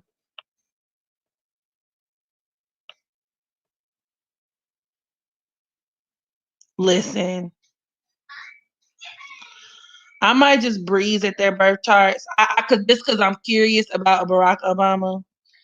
I mean, I can just be honest. I'm gonna be honest about my bias up front and say that I hate them both. But you know, I'll take a look at Barack real quick. That'll be my last reading for the night. He a Leo too. That's why he's so charismatic and people be Obama, my president, my president. I'll do Kane. I'll do. Let me say Kane. Let me hop on my next live, and they'll be he'll be the first one I do on the next live. I'll try. I think I'm gonna do another live shit tomorrow, later on today, because I'm gonna do this Barack one, and I'm gonna head on out. I hate them because, well, Obama specifically because he is a lying cunt, and when he actually got, because he campaigned on all of this hope and change, but once he actually got into office, he governed in a centrist fashion. He was a centrist president at best. He governed like a Republican from the 80s. But niggas didn't know that. You know why? Because they were too busy focusing on the fact that he was biracial or black. Let them tell it. People were so concerned. Black people are so concerned with everything but policy. And that's why we are one of the most exploited communities, especially when it comes to politics. Because all we got to do is throw some fried chicken at you niggas. Throw a half black person at you niggas who talks like this and who's very charming and says, yes, we can together. We can, we did, we will together. And people, oh, that's my president. Well, you're a fucking idiot. I'm sorry, y'all. Y'all can tell I'm very passionate about this.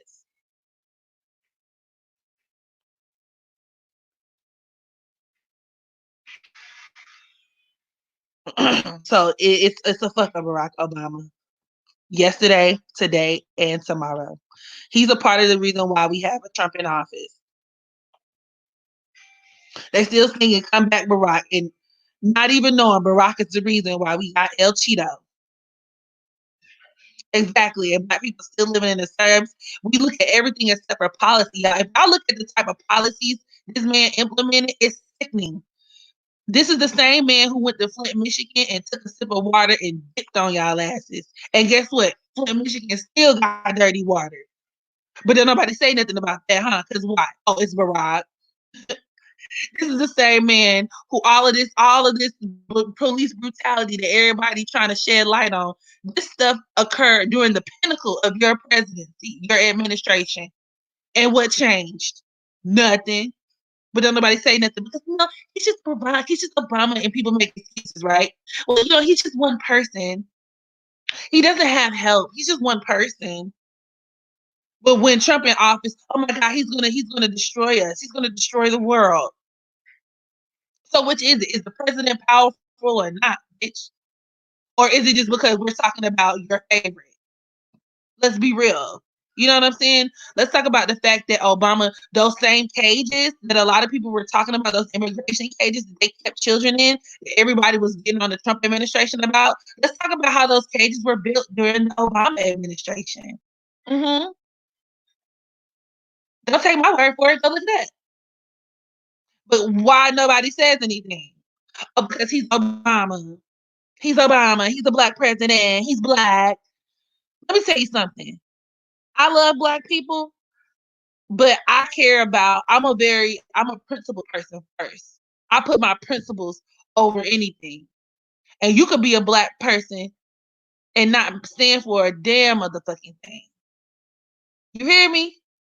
Y'all better be careful of these black faces in high places because they are strategic. And I hate to sound like a hotel. I hate to sound like a granola bar eating, you know what I'm saying, Plymouth Rock landing on us type of nigga. But it's just true. That's a fact.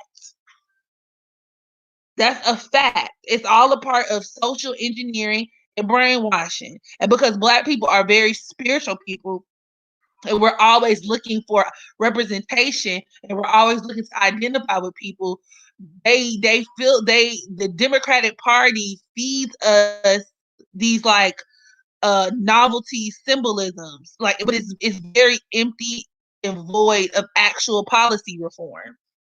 Ain't no substantive policy reform in there. When Obama was in office, those same companies and corporations on Wall Street that Trump just gave trillions of dollars to during the stimulus package. Do you know Obama bailed them out too?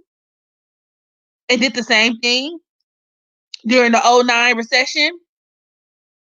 But nobody talks about that. Because why? He's Obama.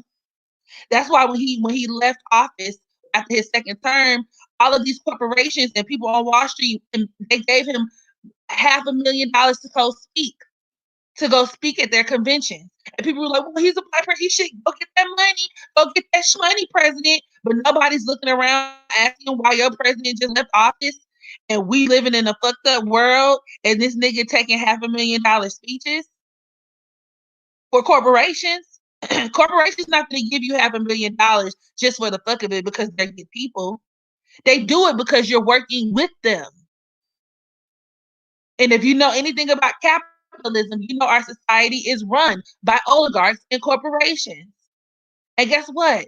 They pass legislation that's not in your best interest because that's what they're supposed to do. And they have the politicians on their side. And Barack Obama was bought and paid for. You best to fucking believe it.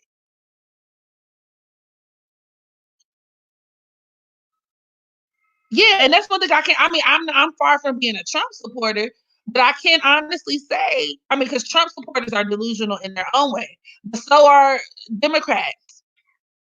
Obama supporters are Trump supporters in reverse. Both of y'all are just two different types of stupid. And why can't they erase student debt then? Period. Period. Period. And how come when the Democrats had a majority in the Senate, they didn't pass Medicare for all? If somebody explain that to me in the chat.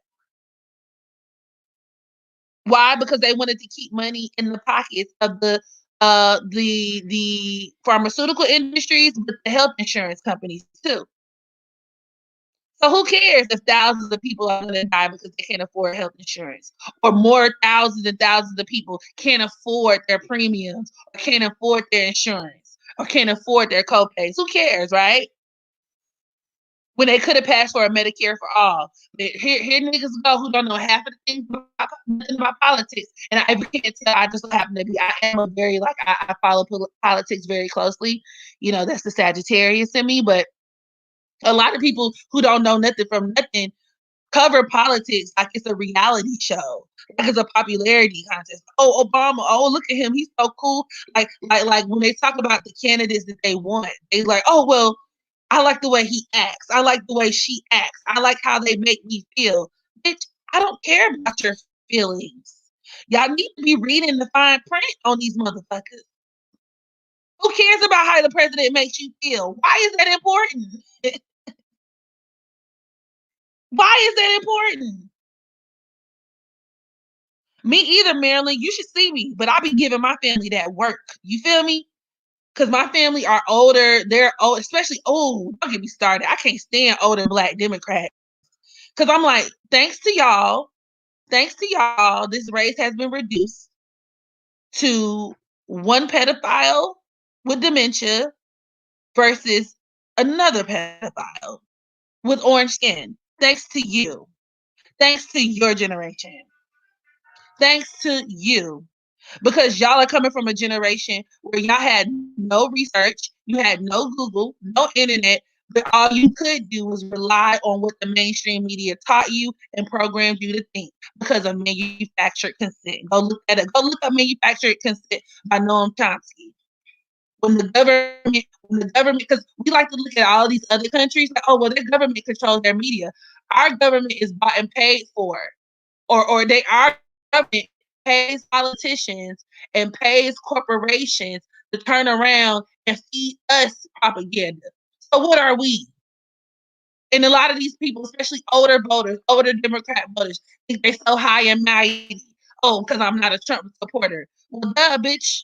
That's the bare minimum. You want a cookie because you're not a Trump supporter? Let's talk about how you stupid in your own way, dummy. I did like Bernie Sanders until I don't. Now it's Bernie Sanders because I do feel like Bernie Sanders is a part of the system. I liked Bernie Sanders initially, especially during the 2016 election when he first introduced his, social democratic agenda, which, to our politicians, because our Overton window is so far to the right, people are trying to act like it's so extreme when really all the policies that he were talking about were basic, like basic bitch shit that other first world countries have, like Medicare for all. And now we're in the middle of a fucking pandemic, and neither one of the two presidents or potential presidential candidates even believe in a Medicare for all system. But Biden is a Democrat. Get the fuck out of here. Y'all gotta leave these labels alone and start looking at the policies that these people represent and what type of votes, how these people voted when they were in office, especially if they're corrupt.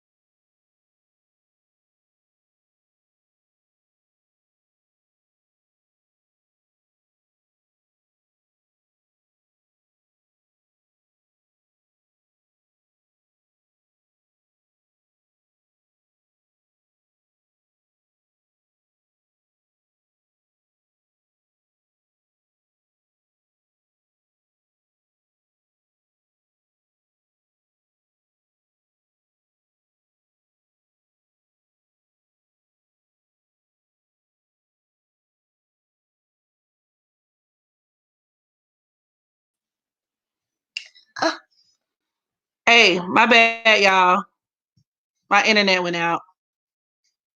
My bad. I'm about to go ahead and close this out because I got caught up in the hype, caught up in the rapture, like Anita Baker. So right, like she's on they on the us. But y'all get where I was going with that. I'll do Obama next time. My next live because I'm about to get ready to go on sleep. I done got me an orange. Uh-oh, my sound messed up. Damn. All right. I'm about to head on out, y'all. So y'all have a good one and I'll holler at y'all later.